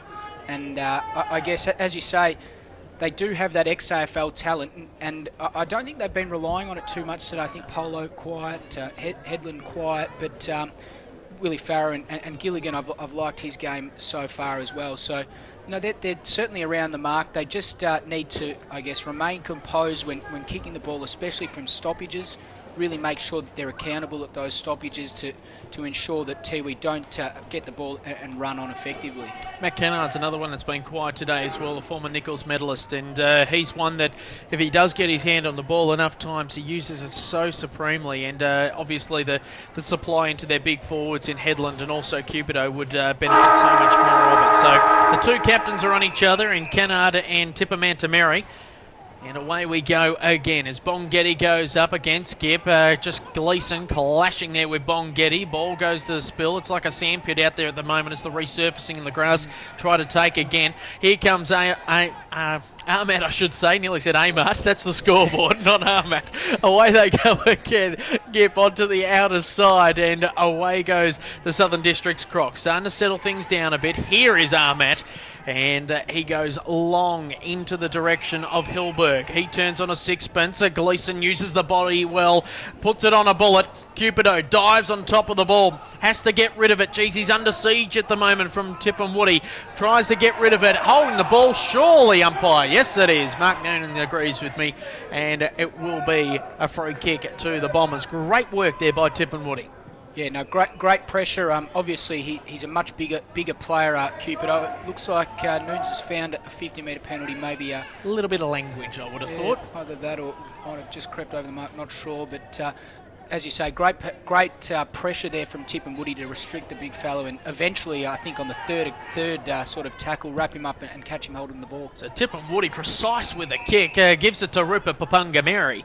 So Papungameri in the centre circle. Slowing things up. Nice kick. How could he be unmarked? Oh, geez, they play on quickly through Michael Dunn. He moves it inside the forward 50 over the head of Tungatalam, and it ends up in the lap of Jerry Cunningham.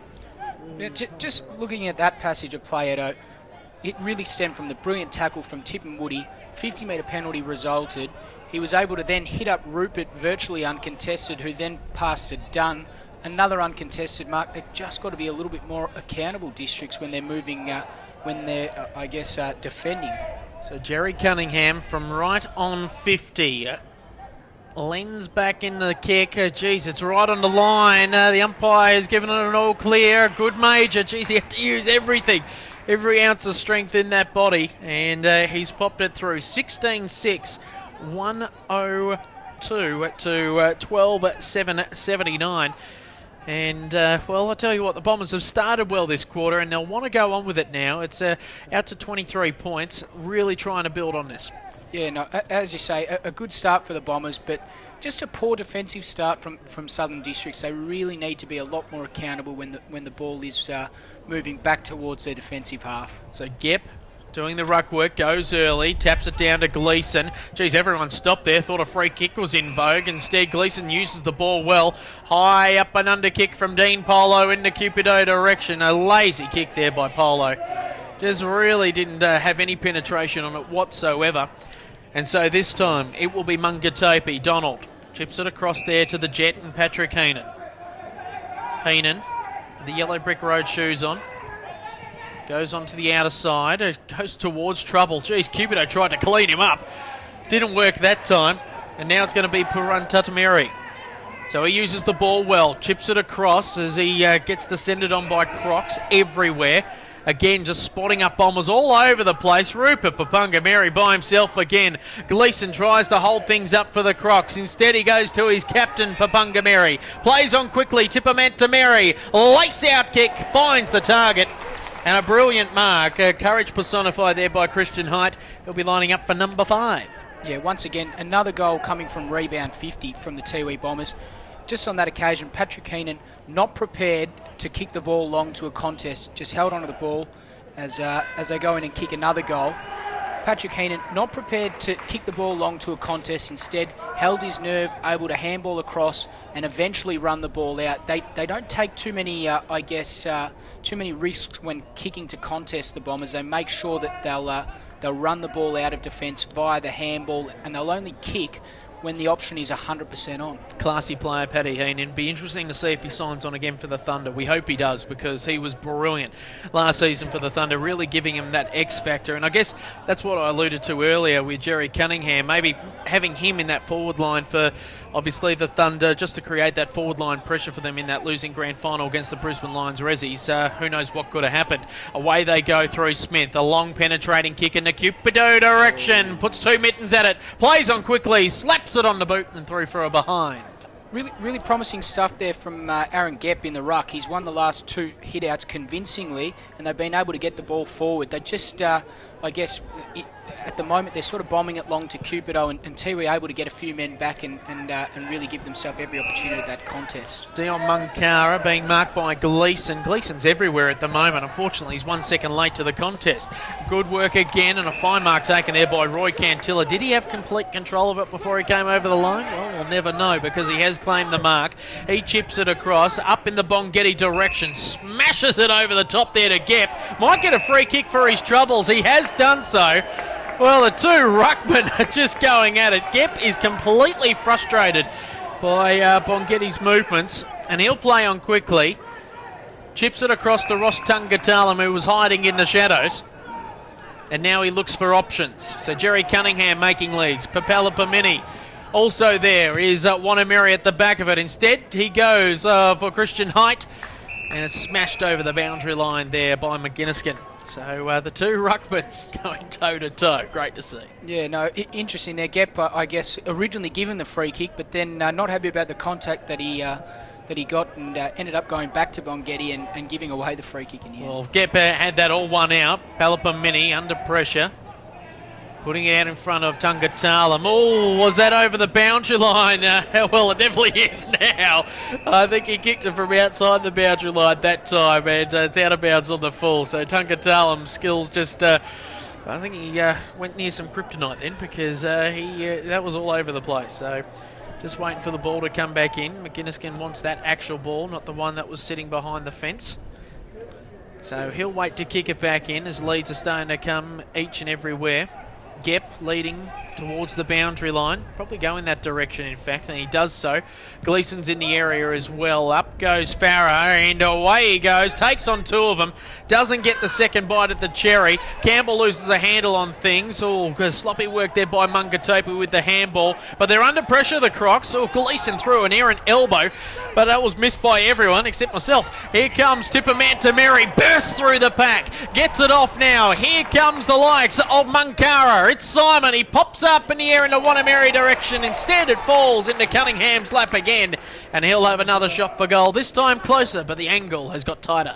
Yeah, no, really good structure there from Tiwi. I guess McGinnison had that ball after the out on the full. They zoned up. They prevented Southern Districts from switching the ball, which meant that they needed to kick the ball directly to a contest. On that occasion, Willie Farah not able to take the mark, and the Tiwi players just clean up on the loose ball. So Jerry Cunningham, he's got a couple next to his name, building slowly, but this could be his half of football as number 3 goes on the board for him, and the Bombers move along quite comfortably to 18-6, 114 to 12-8-80.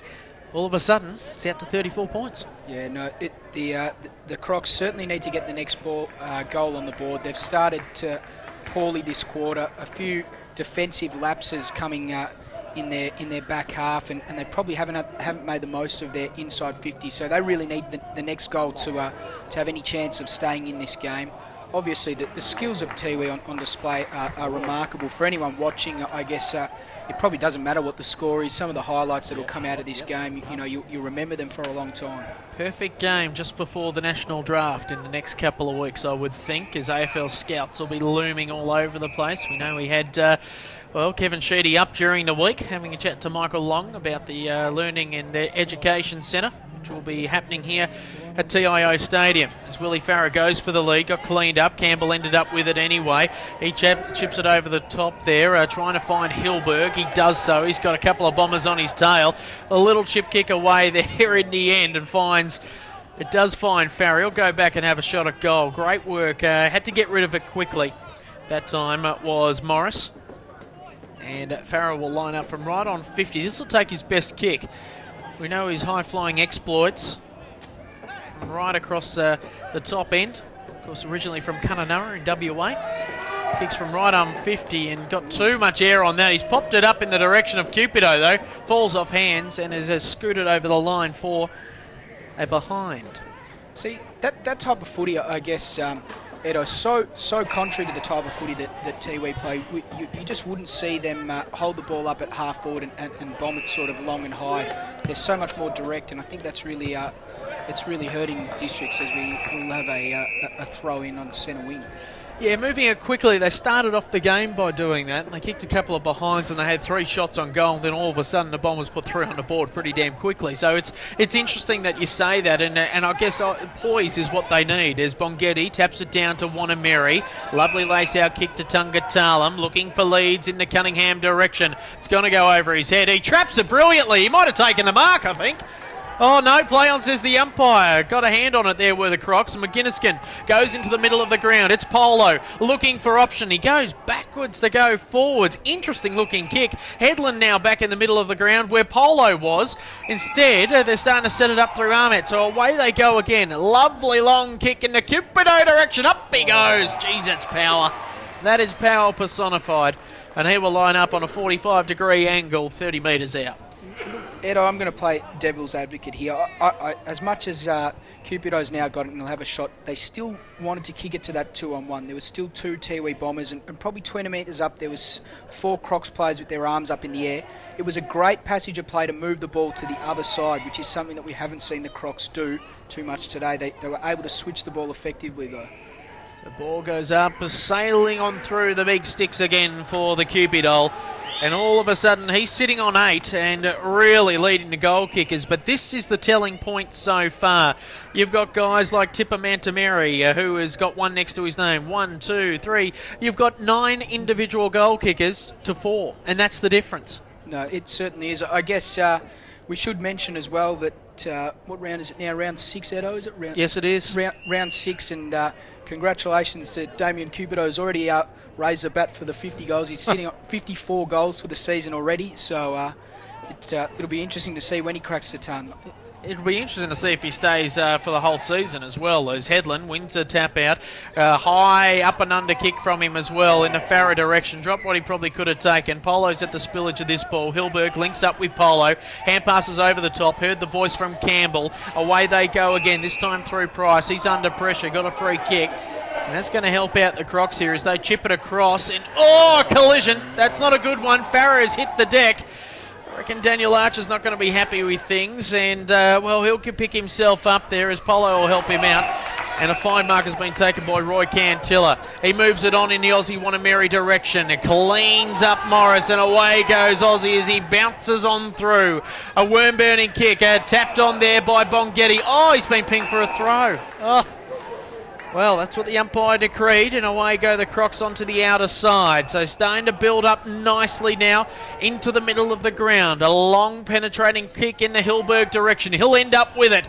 He's got Gleeson there and Ahmad. He goes to Ahmad instead. A lazy kick inside the forward 50. Cupido, between the legs, Harlem Globetrotter style. Off to Gilligan. Can he end up with the ball? They play on quickly again. Campbell, he's got to beat 2. Hand passes over the top to Polo. Into the goal square, and bang go the Crocs again, and the man that got what we thought concussed, Farah, kicks another major.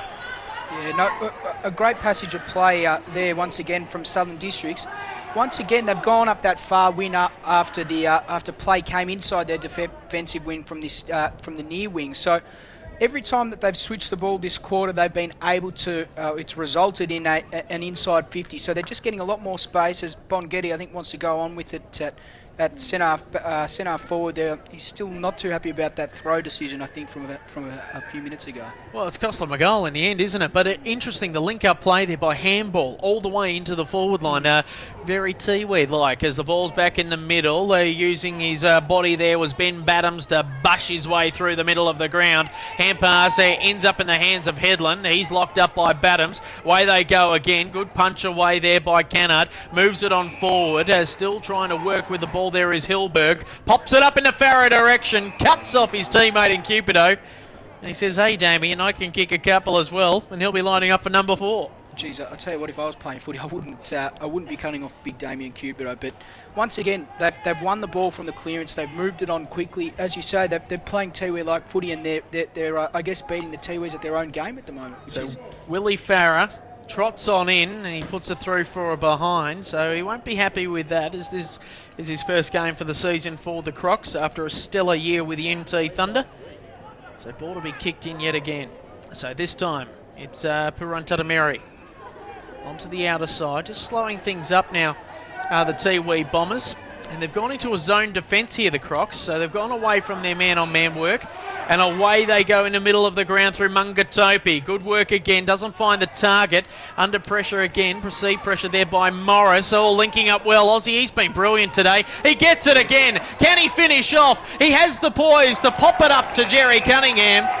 And that is just outstanding work there by Aussie Wanameri. I mean, a couple of months ago, you wouldn't have seen him doing that burst of speed. He just has really got his body back in check. Had a pretty decent season with the Thunder. He worked him way back into the grand final side. There were question marks over that, but he's worked hard over the last couple of months. And I'll tell you what, he's in scintillating form as Jerry looks like he's going to stroll through for another one. Nice looking kick, interesting style, but it goes through nonetheless. And it's another major on the board. So 19-6, 120 to 12-9, 81, or I should say 14-10, 94, pardon me. And, well, the Tiwi Bombers kept one back. It wasn't actually too long ago that I was coaching a high school team out at Northline Oval who were playing against the NT Thunder reserves, and Aussie Wanameri was lining up against that high school team. So, as you say, a remarkable turn of form. He's played some brilliant footy today, and he looks like he's back to sort of some of the form that I guess took him down south to the Melbourne Football Club. That's exactly right, and we know that they're going to be up here doing some pre-season training in the next couple of months. Over the top there to Mullins. He tries to tap it on there, Gilligan. Ball back in the hands there of Height, trying to use it well. They just missed the target of Papunga Mary, but he's tackled the man with the ball. Brilliant tackle in the end there by Papunga Mary. As I said, it's that, well, he doesn't look like he's a speedy contributor, but he does just have that turn of space for that first 10 metres that really does put their defender off kilter, so to speak, as Tungatalam trying to edge his way out of trouble, and he does so with aplomb, moves it forward. Geez, they're just waxing with the ball at the moment, and lucky to get a free kick, you would have thought. Donald Cunningham moves it on quickly, and Ross Tungatalam will have a crack. Tungatalam there was one-on-one. You would have backed him 100 times out of 100 when the ball's on the ground. Able to work the ball forward, and a great kick there from Donald Cunningham and Tungatalam on the end of it once again. Just a great individual effort from him. So Ross Tungatalam lining up for his third of the day. Can't say he's been quiet, but he hasn't been of note today. He's just used the ball well. Just creeps on in. And, geez, that's a great goal from a tight angle, isn't it? Ross Tungatalam, that's his third goal of the day. We saw a pretty special one when he scooted through the middle of the ground and just laced one out at the airport into the ground in that second quarter. But this time, he's just used his skill to just pierce the goals with a drop punt. Another major on the board, and, well, they're scooting away with it. 20 goals, 6, 1-2-6 to 14-10, 94, and just maintaining that buffer. Isn't that scary? You said that Ross Tungatalam, he's been quiet today. He's kicked 3 goals, a few patches of brilliance, but I know exactly what you mean, and he's just a really classy player. So tap down there by Badhams, but no one in particular. Gleeson all wrapped up there by Papunga Mary. Away goes Gilligan in the middle of the ground. Long penetrating kick. Great lead there by Cupido. Brilliant lead there by Damien Cupido. And just read the ball so well. He's about 100 metres away, but made the lead to create the space. And he'll line up for number 9. Yeah, no, as you said, a good lead and a great kick to hit him up so perfectly. Led into the space, and he'll go back and have a crack at goals here. So Damien Cupido, right on 50, gorgeous looking kicking style, gets the air, gets the trajectory and gets the accuracy, and he's got another one. That's number 9 for him today. And it's, well, still not even into red time in this third quarter, and they get that much answered goal that they need. It has been goal to goal of late. Obviously at half time it was a 17-point lead there to the Bombers. But 15-10, 100 to 26-126. It's a 26-point margin here at TIO Stadium on Beat Bad Energy AFL NTV. The ball is back in the middle again. Des Headland around this spillage. He nudges off Tipperman to Mary. Armat, I should say, not Amat. Armat gets it away. Tipperman to Mary. Really didn't have much time to get rid of it, but he got pinged for holding the ball nonetheless. So Headland goes long in the direction this time of Willie Farah. Falls over the top there to Cupido. And free kick going the way of Willie Farah for hands in the back against Donald Mungatopi. Willie Farah struggled with the accuracy on the opposite side only a few moments ago. It's interesting to see how he goes with this one. So getting egged on there by Damien Cupido. Got a little bit of height in it, but nonetheless it's gone straight over the top. Damien Cupido giving him a tap on the backside for his work, and Willie Farah has got 4 next to his name. Yeah, no, Districts with the last 2 goals. Interesting, this game's sort of reminding me slightly of the Nightcliff versus Tiwi game as well. And, you know, it's sort of as if Tiwi shuts down when they get to a certain margin and then ends up playing that miraculous, incredible football. But obviously it will be interesting to see whether Districts can use this build-up from the last 2 games, from the last 2 goals, to really work their way back into this game. Well, we should say humidity's around about 80%, and the lads out there are playing in 33-degree heat. So anyone watching from down south and you're champing at the bit to pull on the boots again, it's pretty damn hot out there, and these guys are putting on one hell of a show. So Smith with the ball, uses his right foot poetically off there to Farah. Lovely lead-up mark now. He'll look for Cupido. He pops it up in the area, not enough on it. Really didn't get enough, use the 9-iron instead of the 1-wood, if you know what I mean there. So here they go. Dion Munkara along the wing. Lovely lace-out kicker. Well, too much for Simon, unfortunately. And away they go again, the Crocs. Polo linking up brilliantly with Gilligan. They're just waxing lyrical again. 1-2, 1-2, and too many 2s in that one. Good fend off there by Ed Darcy. Brilliant stuff indeed. Simon Munkara back to Ed Darcy into the middle of the ground. Papunga Mary. Away he goes again. Lovely lace out kick in the Cunningham direction. He's got some support by Roy Cantilla, but he had enough turn of speed, but not enough accuracy on the goals, and it's through for a behind. Well, how exciting is it to see Rupert with the ball in the middle of the ground? You just know he's always going to use it. And on that occasion, the pick up there from Cunningham was incredible. Obviously, he didn't finish with the goal, but just the poise and the hands to be able to pick that ball up on the half volley. So Gip, the galloping gourmet, onto the outer side. Very upset. He's so frustrated out there at the moment, the big ruckman, and it's seen over the boundary line. Really not getting the ball in a position where he would have liked, and that would have been lace out on the chest. Instead, they kicked for touch.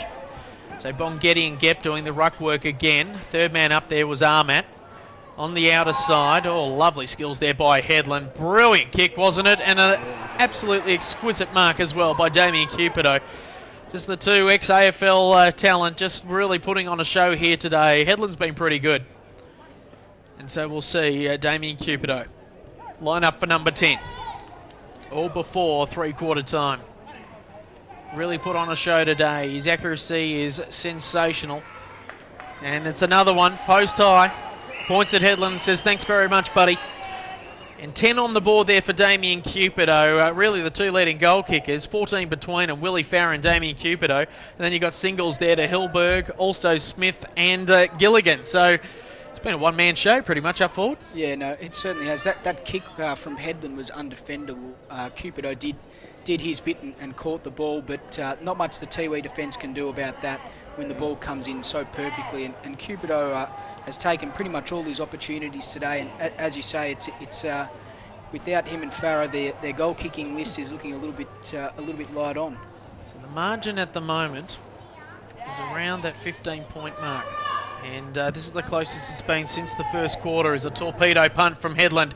Heads in the direction of Farah. Tries to punch it away. They're under pressure here, the Tiwi Bombers. They've sort of just shut up shop for the last 5 minutes and the Crocs have been dominating. Under pressure this time is the 22 and McCasker. He's been quiet today. Away they go. Good use of hands there by Purun Tatameri. Heenan back on the ground. Off to McCasker. Drop what he should have taken. Geez, they're just not going anywhere fast, are they? As the defensive pressure there by the Crocs has been superb. Smith uses his body well, got some advantage paid, goes backwards to go forwards, dealt with after the kick.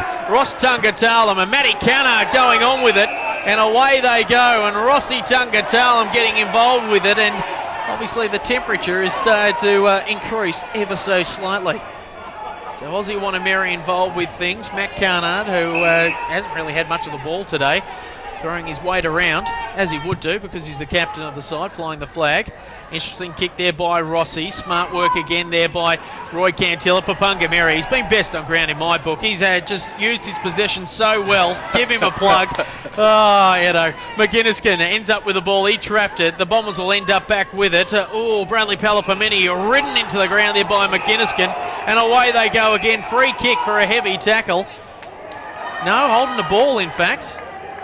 And, we might be losing a little bit of control on this game, and ill discipline is starting to get into it.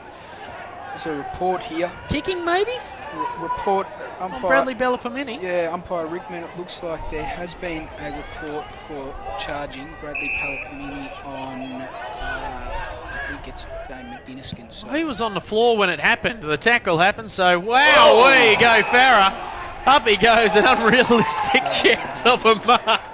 And the Tiwi Bombers, this game just descending into chaos at the moment. Papungamiri in the middle of the ground. We might restore some order out of this one. Hand passes over the top. Got some time now is Michael Dunn. He chips it across there, and a fine mark is taken by Kristen Height. And we're just going to get some order in this game because that last couple of minutes was a bit helter-skelter for my liking. Yeah, I guess... once again, the ball easily worked out, rebound 50 from the Tiwi defence. The free kick was given away for an unrealistic attempt in the marking contest, and just the consummate ease of the Tiwi defence to move the ball to a scoring opportunity. So Height comes in, gets a mark on the ball, which was good, but doesn't have the accuracy, and it's a behind. So it's been pretty quiet for the Tiwi Bombers. 3 straight behinds for them over the last couple of minutes. 28-128 to 17-10, 112 at three-quarter time. A little bit argy-bargy going on, and I guess it all sort of stemmed from that throwing the ball decision with Bongetti, and then it sort of got out of control. The Bombers kickstart a run there, that little indiscretion really by the Crocs. They put on, 3 goals to really nothing in that play. And, the Tiwi Bombers, they'll be licking their wounds here at three-quarter time, thinking, how can we maintain the rage? And it's ever so close here. They're within the range. They have been all game long. And we'll be back for the final quarter shortly here on Beat Bad Energy AFL NTV on the AMR All Sports scoreboard at three-quarter time. 28-128 the Bombers to the Southern Districts Crocs. 17-10, 112. Beat Bad Energy. The future of renewable energy. 7 a.m. to 7 p.m. 7 days. Solar power, solar hot water, solar air conditioning. Contact 1800 Beat Bad today. Or visit online beatbadenergy.com.au. Kennards makes your job easy. Kennards make it even easier for you by having a huge selection of the latest equipment. And if you're hiring multiple items or for multiple days, or just need flexible return times, talk to us. We're happy to work out a deal for you. And if you're using a bit of gear for the first time, ask the guys in store or get on our website and watch our how-to videos. We're here to help. Kellogg's makes your job easy. We're joined in this week's Beat Bad Energy Minute by Buffalo star Jordan Wilson-King. How are you, Jordan? Yeah, good, thanks, mate. Yourself? Yeah, doing well, mate. Now, you guys, a bit up and down at the start of the year. You've had a win early, which is good, Yeah. but a couple of losses. How's the club going at the moment? Yeah, no, the club's going good. It's good to have Mark on board, along with Ronnie Burns and Gavin Greenoff. The club's really going somewhere. Structure's a lot better compared to the last 2 years. It's good, mate. All right, well, we'll get into the Beat Bad Energy Minute now. So we'll kick it off with the first one. Who do you think's going to win the Nichols medal this year? Probably Philip Wills. It's going to go all right. All right. If your team makes it to the grand final, who do you think you'll play? I think we'll play against St Mary's. All right. Who is the most annoying player at your club? Most annoying player will have to go to Damien Williams. What would you spend your last $20 on? $20. Buy myself a nice meal and probably chuck $10 in the fuel tank. Fair enough.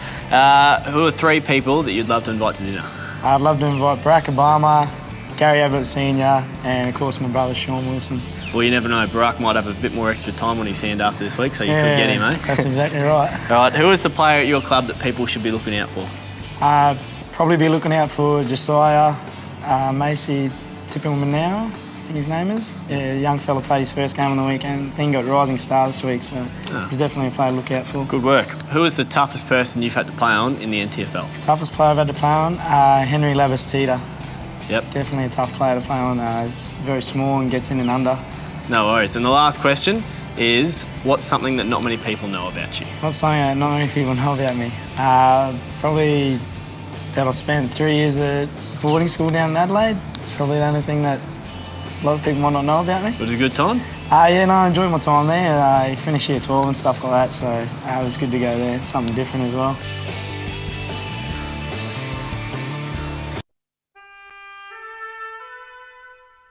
The Territory's a place you won't fully understand unless you live here.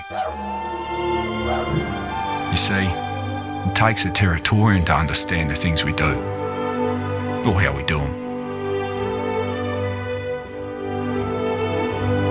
It takes a Territorian to understand how we think, to understand how we feel, to understand pain, to understand each other. Understand fun. And always be there when we need them the most. Maybe it's not for others to understand, because maybe it's just for Territorians.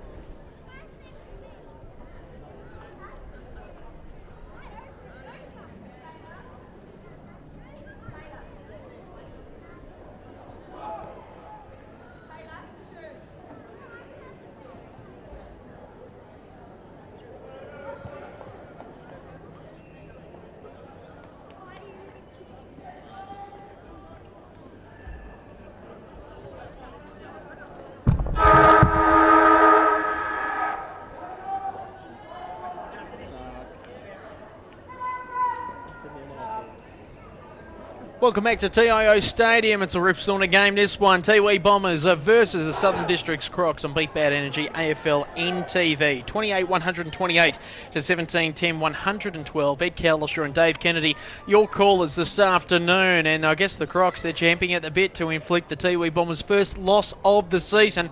Only a couple of points in it, and a little bit of argy-bargy as well, keeping us company here late in that third quarter there as things got a little bit out of hand. Temperature at 33 degrees outside at the moment. Humidity's pretty high as well.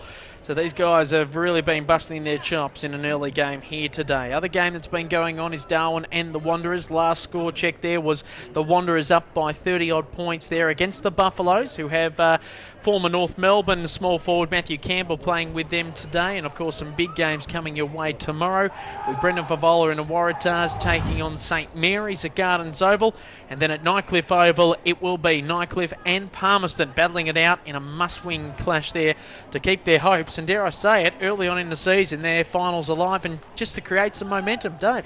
Yeah, no, but also, Edo, we got to sort of word that the report was in fact for a small strike to the midriff. Yeah, that's what I thought. Yeah, something along those lines there as Bonghetti tries to smash it on through, but it's Gleeson who wins the ball out of the middle. A big punishing torpedo punt into Cupido direction. What a great start this would be for the Southern District supporters as Gleeson just standing up at the right time. He is sensational the way he goes about it. A ball magnet, uses it generally well. Kicks aren't aesthetically pleasing on the eye, but he went about the business brilliantly there. And Damien Cupido, well, this is number 11. I've seen him kick that once or twice this year already, and he's already passed the 50 mark here today as he trots on in for another one. I think he's pushed this to the right of the goalpost, left of the goalpost, and it's a behind. So they haven't started off with all the gusto that they deserve after that passage of play. But it's 17-11-113 to 28-128 as the Bombers look for options here. Huddle up at centre half forward, and the Crocs in a half zone, half man-on-man sort of situation. Another barrel coming out of defence. Looking to mark it there. That time was Dion Munkara. He ends up with the ball heading in the direction of Shane Tippermantameri, but also there was the man that we like to call Simon Munkara, mainly because his parents gave him that name. Onto the outer side, Bradley Palapamini keeping, the player in company there was Armour. He goes onto the outer side, trying to find the target in Steve Rusker.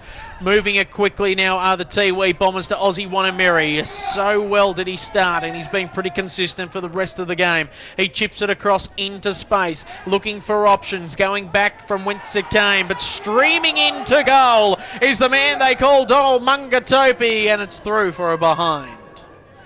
Yeah, no, really disappointing for Cupido at the other end to miss that goal. That would have been the dream start for Districts. Lucky not to, be penalised on the turnover, but they'll be looking to, really work hard from this stoppage and kick a goal. So chipping around the boundary line go the Crocs onto the outer side, finds Ogden into the middle of the ground, gives it to a bloke who's had a pretty good game in Smith, and a good build-up now here through Farah. Farah at centre-half forward, just a little do-si-do kick to Desi Headland, if you don't mind, and another attacking opportunity here for the Southern Districts Crocs.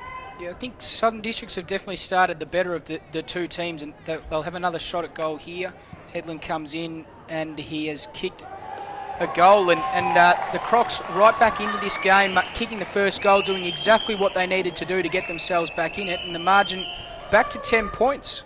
Wasted no time there, Des, for his first major of the day, and a much-needed one at that, also for his confidence, as we hope to see him for a few more games, definitely throughout the season.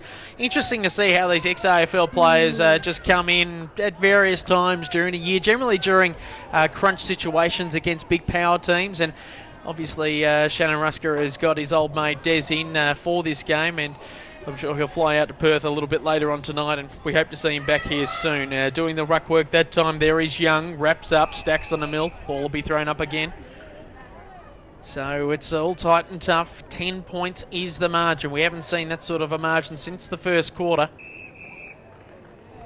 A little bit of argy-bargy going on and back chat, and they're asking questions. Tippermantameri, the skipper of the Bombers, are not happy with the decision, and rightly so, because it's given the Crocs an opportunity to have another crack at them. As Farah goes up, being pulled down as he went in that marking contest, but Roy Cantilla kicks into space. Here comes Aussie Wanameri. He puts it out into the area of Patrick Heenan. Brilliant tackle, but unfortunately, Mullins did not have the ball for Tiwi supporters. So away they go on the Morris Rioli grandstand wing. Linking up now. Here's Steve Rusker going long in the Gilligan direction. Farah's there as well. Seen over the boundary line just inside their forward 50. It's a 10-point margin here at TIO. The Crocs have been winning the clearances this quarter, so this is a really good scoring opportunity for them. See if they can win the ball from the clearance here. So it's tight and tough in this last quarter as Bonghetti tries to edge Young underneath it. Tippermantameri loses a handle on things. Headland keeps the ball alive for his forwards. Gilligan punches it forward. Here comes Gleeson. What can he do with the ball? He shakes one. This could be an inspirational behind. So Gleeson pops another one on the board there, and that's 18-12 or 1-2-0 to 129. Ball comes into play yet again. Good work there by Hicks to keep the ball alive. Armat inside the forward 50, ends up in the hands of Steve Rusker, and can he keep the team alive? Geez, they're peppering the sticks at the moment, really causing some great fluctuation here in their forward line, but unfortunately it's another behind. Yeah, no, Southern Districts with all the momentum, they need to start capitalising on some of these shots. They've had all the forward pressure. As Tiwi will make that huddle once again. And the Districts boys, as you said, gone back to that one-on-one now after trying the zone in that third quarter. So Dion Munkara takes a great contested mark. Bit of cramp starting to creep into this game as the sun sneaks behind a cloud for now. Knows that he's in trouble, so Height goes to help him out. Instead, he goes into the middle of the ground. Have to use the ball well. They do. Simon Munkara, what can he do with the ball? Can he do anything special or electric? He puts it out into space. Good work again there by Roy Cantilla. Back to Tungatalam. Pops it into the area of Rupert Papungameri. Doesn't trap the ball. He says he's claimed it. Has he claimed it? He used his ball, and yes, it is claimed. Great work in the end. The ball didn't touch the ground. Bit of Mark Taylor-esque there of a ball from Michael Bevan a couple of years ago in a test match. And Rupert Papungameri will line up on a very tight angle. This just to create just a smidgen of breathing space here for the Tiwi Bombers. Geez, I've enjoyed his game today, Edo. He's such a crafty player. He's uncanny. He's unique. He's been everywhere today, and every time he gets the ball, he puts perceived pressure on the opposition. So Rupert Papungameri, a must-need goal. Oh, just bends back brilliantly, and he's pumped up about it as well. Why wouldn't you be? You've created that buffer for your team there, Rupert, and the Tiwi Bombers, well, just starting to get some breathing space there after, well, being attacked there by the Crocs. They were just peppering it from left, right and centre. Just couldn't put a major on the board. 21-9, 135 to 18-13, 121.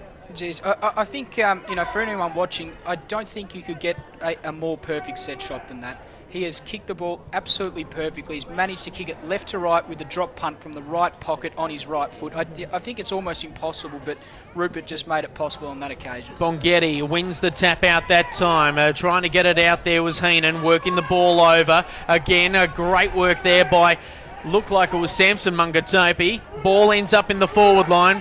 Rupert Papungameri gets a fist on things. Shaking the tackle there was Hilberg. Moving it out of defence, but it's only Bombers in attendance now. Plenty of time, plenty of pace. Yes, it is. It's Ross Tungatalam. He shakes one, shakes two. This could be inspirational stuff here for the Tiwi Bombers. They're on fire here at TIO. Back-to-back goals, and they've scooted away again to 20 points. And what was that, Edo? All in a quiet game from Ross. Unbelievable. Yes. The type of things in that in the last 30 seconds, we've seen a brilliant mark and set shot from Rupert Papungameri, and then Ross Tungatalam take a bow, took two on, took a bounce, ran inside 50, and the finish was just sensational. That's the type of thing that the Tiwi Bombers can do. When the game was in the balance, we were down to 8 points. They managed to kick 2 goals and give themselves a lot of breathing space now. Bonghetti out there to Samson Mungatopi. Use the outside. They're fired up here, the Tiwi Bombers. Away they go again. In complete control in Port Jimmy. He shakes one. Finally gets one off. The umpire says play on. Oh, geez, there was a fresh airy handball there. Play on, says the umpire. Here comes the Crocs champs through Campbell. Outside of his boot. Finds the target in Steve Rusker. They're lining up for it in the middle of the ground. McGinniskin at centre half forward. But they haven't used the ball as well as what they'd like. And Paruntatameri and Jason will find Patrick Heenan. So Patrick Heenan slowing the tempo down ever so slightly. Gives it off into a bit of space. Oh, brilliant lead-up mark there by Munkara. That's Simon. Up and away. Just smashing through the pack there was Jerry Cunningham. Again into space. Ross linking up there with Simon Munkara. And they've just kicked 3 in 4 minutes. That is unbelievable. I guess if we look back to 20 seconds before that goal from Munkara, that kick from Patrick Heenan was absolutely perfect. He kicked the ball so that Munkara had the opportunity to run perfectly on the ball, play on. Munkara's kick inside 50 was great, gave the forwards a good opportunity, and then at the fall of the ball, Pelopamini was there, and Munkara ended up finishing off the work from his own kick. It's just incredible to watch, and as you say, Edo, they put 3 goals on in the blink of an eye, and now they're out by 26 points suddenly. Yeah, in control now, the Tiwi Bombers in the space of a flash. So Bradley Pelopamini under pressure from Campbell. Out there to Samson Mungatopi. He's got some time, uses the ball well. Just at the fall of the ball there is Ross Tungatalam. Geez, he's got so much time. That turn of speed is electric. Into the middle of the ground. He's found himself some space there, Samson Mungatopi. Hasn't broken the line. In fact, it's Port Jimmy. And we'll see how this ends up. Michael Dung with the ball.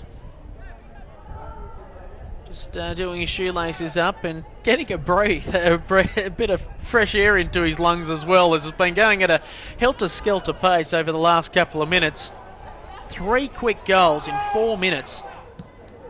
A long penetrating kick, good-looking kick, great-looking kick there, Michael Dunn, and he's got himself a major. Another goal kicker to add to the list, Edo. Another goal kicker to add to the list. They just keep on keeping on here, the Tiwi Bombers. And what was looking to be a really tight and entertaining finish was just ended up in an entertaining finish, really. Yeah, certainly. And, as I still continue watching Michael Dunn, he's run back to full back now. So he's done his job. He's kicked the goal for the goal-kicking table just to make it look even more incredible. And just the movement by Tiwi is something to marvel at, really. 11 individual goal kickers. They don't care who kicks them, just as long as they go through the big sticks, and have been very accurate here today as well. 24-9, 153 to 18-13, 121. Over 270 points scored today. Amazing stuff indeed. Defence has been completely under the pump.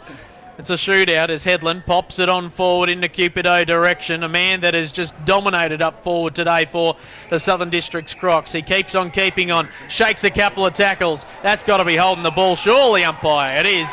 And away go the Tiwi Bombers. Tried to do it all then, Damien Cupido. Onto the outer side now to Ozzy Wanamiri, who kicked 3 first quarter goals. He plays on quickly along the outer side, looking for his mate in Roy Cantilla. Seeing if that's out of bounds on the full. I think it is.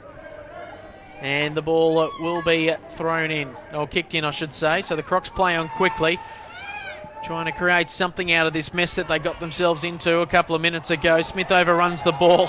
Oh, geez, that was brilliant there by Tungatalam. He plays on in the middle of the ground. Lovely lace-out kick.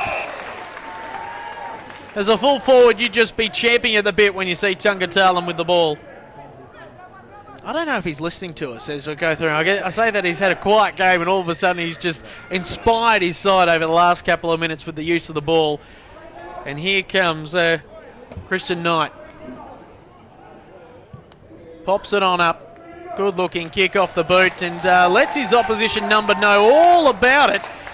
I think that was a little bit unnecessary. Obviously, a bit of talk's been going on there between he and his opponent, but he's got 6 for the day, believe it or not. That's amazing. That's really snuck under the radar. Yeah, no, he has played an extremely good game. He's not the biggest forward, and obviously nowhere near the same sort of size as the likes of Cupido down the other end, but he's been great. He's given them that second option, I guess, so probably the number one forward option. The difference between these two sides is you look at the Tiwi midfielder, you look at blokes like Tungatalam and Puran Tanamiri, who are able to really run the lines and kick goals from the midfield. So away they go again, the Tiwi Bombers. Clearance out of the middle there from the Crocs, but it's the Jet in Patrick Heenan. He's had a couple of bounces. Hand passes over the top, linking up with his skipper. Back to Heenan again. Uses the ball always well to Rupa Papungamiri. Falls to the spill of it. There is Tungatalam. He lies on top of his opposition. Gives away a free kick.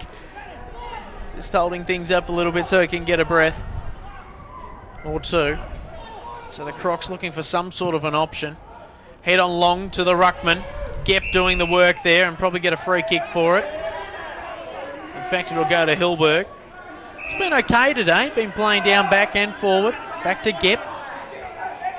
Gep to take the free kick. Looking for options. He's been frustrated today. Chips it across the headland. Former premiership player with the Lions.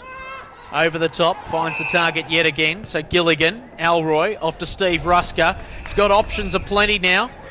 Plays on quickly, and here we go, 50-metre penalty. It is for creeping over the mark.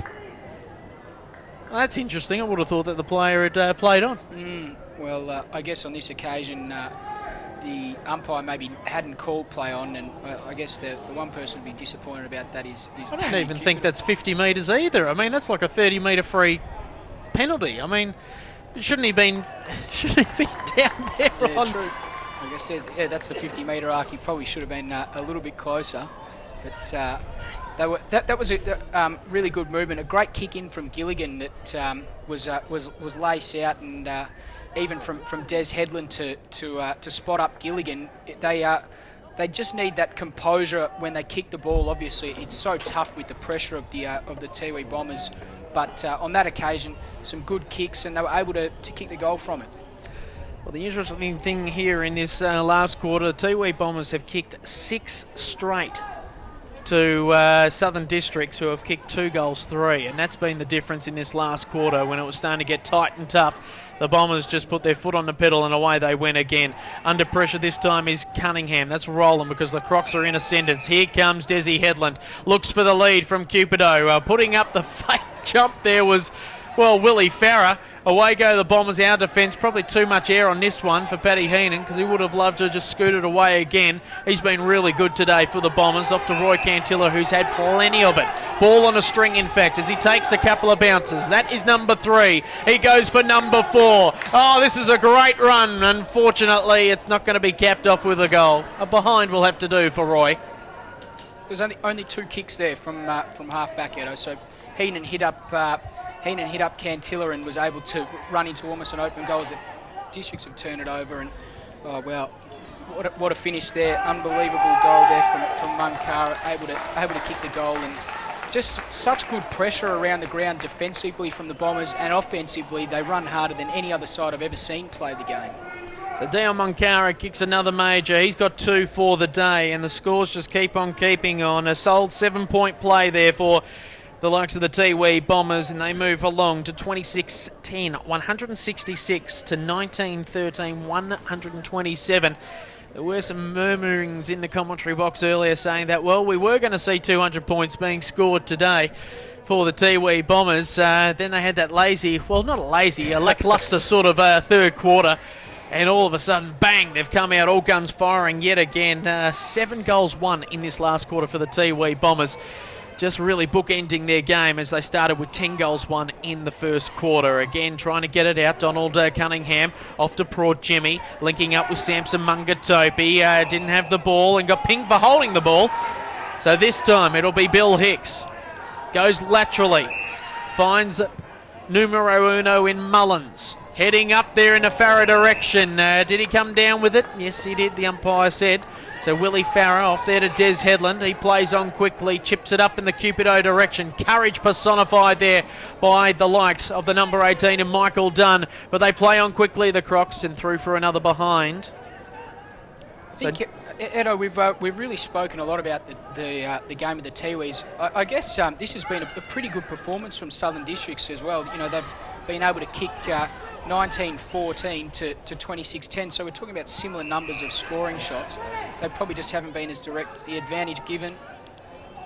Cupido's marked, he plays on quickly, tight angle, and he pops through. Legs 11. Outstanding stuff there by Damien Cupido, and well, it's interesting. I thought Tippermantameri really did have a legit attempt of a mark. It was in the back in the end. The umpire paid it. Advantage went on, and Damien Cupido ended up with the spoils yet again. He's had a brilliant game, Damien. No, he certainly hasn't. As I was sort of saying before, we've got the Crocs there for 34 scoring shots to Tiwi 36. So they've had just as many opportunities. I think the Crocs have kicked a few out on the full as well, and they've had the ball down there. I just can't help but feel that there's too heavy a reliance on Cupido, and that maybe sometimes they are sort of tunnelled in their vision towards him. So ball back in the middle as they look to move it on forward. Donald Cunningham underneath the fall of this spillage. Stacks on the mill, and you would think that, Gleeson's going into it, and a free kick's been given away. Just got sucked in there that time, Aussie Wanamiri. Gleeson's off.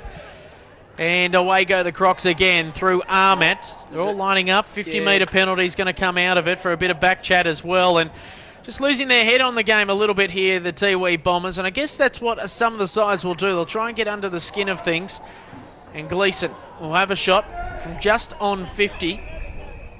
Trojan workhorse of the Crocs.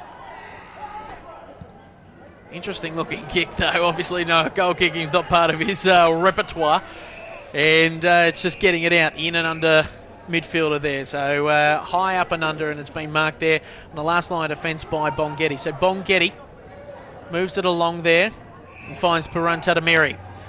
So Jason Peruntatameri into the middle, centres the kick, finds Tipungwuti, linking up well again. Another little chip kick across. Using the ball well now are the Tiwi Bombers through Michael Dunn. Over the top to Peruntatameri. Good link up again. Oh, geez, he read that well, didn't he? Bradley Pelopomini gave it off to his mate in Roy Cantilla, scooting along into the forward pocket. This could be an interesting looking goal. I don't know what he was trying to do with that, whether he was having a shot or centering it. Probably got caught in two minds, and the Crocs are on the outer side, this time through Morris. So Morris looking for options, goes backwards to hopefully go forward. No one really on the mark, into the middle of the ground as this game's starting to lose a little bit of its sting. 166 plays 134, just into red time. Up goes Farah, lost the handle on things, got the free kick, that time there from Mungatopi. So Farah chips it across there to Polo. Unassuming today, over to Hilberg. Hilberg can play on quickly. Oh, that's a sloppy kick. Gives Gilligan a little bit of an opportunity. Turns on a sixpence, uses the outside of his boot to give it to Cupido. He plays on. He'll snap over his body. Great work there by Bongetti to keep it on play. And Peruntatameri wraps things up. Great effort there from the big fella Bongetti to get the smother. Cupido went back with the second effort, but all wrapped up, and a good team play there from Tiwi. Punched away there by Campbell. Oh, Mungatopi lost the handle on things, and here come the Crocs again through Gilligan. DePolo off to Ahmed. Bit of space, plays on quickly, and Matt Kennard, the skipper of the Crocs, who's had a very quiet day, gets something for his troubles. Yeah, another goal from clearance there. The Crocs able to finish off their good clearance effort with a goal. Obviously, looking forward to next week. As we look to the fixture, we've got a few interesting games coming up. Nightcliff will play the Tiwi Bombers in the grand final replay next Saturday at 2:30, and also Southern Districts will play Palmerston at Norbuild Oval out at Palmy on Sunday afternoon. So some interesting games coming up for both teams next week. At this stage, you would think both these sides would get the job on the other two, but we'll find out more about that tomorrow in that 4 o'clock game at Nightcliff as Wanameri goes along and finds the target. Oh, geez, what a quick reply this is going to be for the Tiwi Bombers. Brilliant goal there by Simon Munkara, and Aussie Wanameri, take your hat off, definitely in the best today. Really worked hard, set things up, got the things going in that first quarter. And obviously, rotation policy there, just really working it over there for the Tiwi Bombers today. He's come in and out of the game at various parts, but stood up when he needed to. And Cream really does rise to the top, doesn't it? No, it certainly does. He's all class, and as you said, he's probably had a few fitness issues throughout the year playing in the NT Thunder season. And he's really He looks primed, he looks ready to go, he looks like he's having fun out there once again, which is great to see. So Bongetti wins the tap out, Kennard goes in hard, Bongetti goes in again, and away goes Aussie Wanameri. Hand passes over the top, too quick there for Dion Munkara. Trying to hold things up there for the Crocs is Hicks. He did very well, and now into the middle of the ground. Brilliant tackle by Pelopomini. Surely holding the ball. No, got the ball away there was Ahmet, and away go the Crocs, but it's going to be held up in the end. Here comes the likes of Price on the outer side. But no, it is the Tiwi Bombers just slowing things up, using the ball well, bit of patience creeping into the game, which is good to see. Not all the helter-skelter stuff. Tunnel ball action to Bongetti onto the outer side and just over the head of Dion Munkara, and it will be thrown in. 27-10, 172 to 21-14, 140. As we also look ahead to next week's games, at 2:15 here at TIO Stadium on Saturday, Darwin will play St Mary's, and obviously a new Darwin since the last time they played. And The other game is on Saturday at 5 o'clock. Wanderers will take on Waratahs. So here come the Bombers again with another attacking thrust, but great work there by the likes of, that time was Smith. Moves it forward. Farah went up for it, lost the handle on it, might get it back in the end. No, a free kick going the way there of Samson Mungatopi. Plays on quickly, finds Aussie Wanameri, moves the ball on quickly. Ross Tungatalon has a paddock to play with, just waltzes on in and tried to spot up a Southern Districts player, I think. Probably just had too much time on the kick, and another behind on the board. Yeah, looks like he'll take himself off. He's run straight off the ground, so wasn't happy with his efforts there. Maybe a bit of cramp creeping in as well. Oh, brought Jemming late on the scene. Steve Rusker, plenty of courage going back with the flight of the ball. He uses the ball well, puts it out in front of Farah. Tries to hop, skip and jump his way out of trouble. Lace out kick and finds the target in Kennard, who, well, just puts it on his left. And was a bit lazy in the end. And Cupido's opposite number in Tippunwoody goes into the middle of the ground. Finds the target. Linking up well now through Palapamini. Oh, Papungameri, you deserve one, mate. You've had a fantastic game. Rupert Papungameri. Oh, hit the post. Hits the post. How about that, Edo? You wouldn't think that a poor kick into your attacking goal square could result in a score at the other end, but that's exactly what happened there. Matty Cannard, a lazy kick towards Cupido. 3 kicks later, I'll just say Rupert was having a shot at goal. Rupert Papungameri has been great today. Off to Polo as they start to build again, this time through Armour. Slowing things up. Probably realise that the game is over as Matt Cannard starting to come into the game at the wrong time. Farah just not really getting it where he wanted it to be. Not a bad start for Farah. He's kicked 4 goals today. A little bit rusty.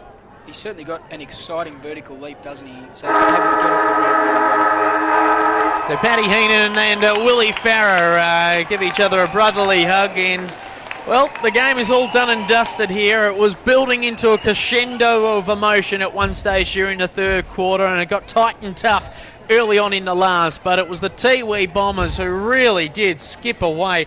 7 goals for in that last quarter to really set up a great win. 27-11, 173 to 21-14, 140. Rupert Papungameri was brilliant today in the middle of the ground, doing the stuff when it needed to be done. Jerry Cunningham was a highlight. Leading goal kicker, believe it or not, therefore, the Tiwi Bombers was Kirsten Height. Did some fantastic stuff, ended up with 6 next to his name. The talking point is going to be the one-dimensional format into the forward line of the Southern Districts Crocs. Hey, look, you're paying a big full forward to kick the goals. He's doing that. 11 goals there for Damien Cupido. But are there any other outlets for the Crocs? And I guess that's where the questions are being asked. Yeah, no, it certainly is, Ed. I think really the difference in the scoreboard there, when you look at those goal kickers, is you're going to say that the Tiwi Bombers had far more avenues into goal, and not only that, they had midfielders that came down and kicked goals. We look at the AFL, that's so highly weighted in the midfield, is their ability to float down forward and kick goals, and that's exactly what the Tiwi Bombers midfielders are able to do. Cupido was amazing today. He had another great game, especially that second quarter. Kicked a bag in the second quarter alone, and he kept them in the game. Without him, they'd be asking serious questions. Obviously, they as you say, they do look slightly one-dimensional, but they'll build on this performance. They'll have they'll have a look at this game on the video and see what they can do better, and hopefully they'll be just as competitive the next time these two teams play. Bradley Pelopamini and Willie Farah, the two mischief makers from the Thunder a couple of years ago, giving each other a brotherly hug. And look, it's been a wonderful victory there for the Tiwi Bombers, 6-0. Wouldn't want a better start, would you? And one of the few sides that got the wood over Central Australia. It'd be interesting if Central Australia kicked straight in that first half, how the scores would have differentiated. But maybe Central Australia, the only team that could knock off the Bombers at the moment. The only problem is Central are done pretty much for the season. Their trial period is over. Look, take nothing away from Southern Districts. I guess the key thing here is to stop the supply. And the one thing that Tiwi Bombers have is that 12 or 13 or 14 different goal kickers that they have each week, and it's not really one star up forward. They just raffle it off. I mean, one week it could be Roy Cantilla kicking 7. Next week, Ross Tungatalum. Week after, Bradley Palapamini will chop in. Aussie Wanameri kicked 3 today as well. I mean, it's just been absolutely scintillating football and really enjoyable to call, really enjoyable to watch. And the Crocs, they'll be around the mark. There'll be no doubt about that. They're just got to obviously keep persisting in the way they go about it, and 3 goals in 4 minutes. That's what really broke this game open. Yeah, no, it certainly did. I guess, you hear modern day commentators talking about the importance of contested possession, and then you watch a Tiwi game and it blows all of it completely out of the water. Tiwi, I don't recall them taking a big contested mark all day inside their attacking 50. We think back to that Banks and Darwin game that we called a few weeks ago. It was full of contested footy. It was 1-on-1. This game could not be further from that. And have a look at the scores. To see 48 goals kicked in a game, and one team come out by on top by 33 points. It just shows how unbelievably attacking and how creative, unique, individual their style of football is. They're able to move the ball with incredible pace across the ground, laterally, forward, defensively. They move the ball all the way around in sort of unique and abstract ways that really catches opposition defence off guard. It's amazing to watch, and as you said, take nothing away from the Crocs. They were gallant in defeat. They've got a lot closer than some other teams this year. It's just those patches where Tiwi are able to just turn on that absolutely dominant football, and as you say, in the end it was that 3 goals in 4 minutes that was the turning point and the difference for the Tiwi Bombers.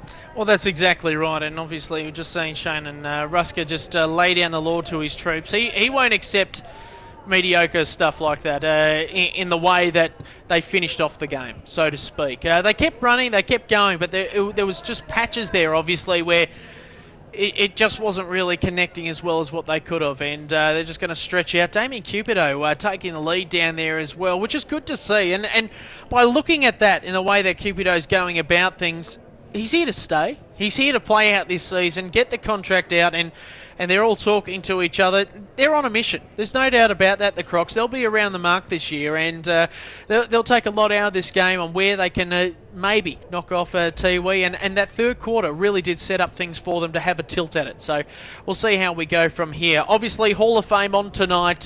You'll see all the action on with Game On a little bit later on in the week. Dave, great to have your company yet again, mate. And we look forward to next week, where we will be having another early game, and our first real look at the Green Machine, St Mary's, and another team which has been doing really well, and it'll be interesting to see how the game goes against Waratahs tomorrow, I should say, against the Waratahs. But next week we'll be calling the Darwin St Mary's match. It is Beyond Blue round, and more entertaining footy coming your way right here on Beat Bad Energy, AFL in TV.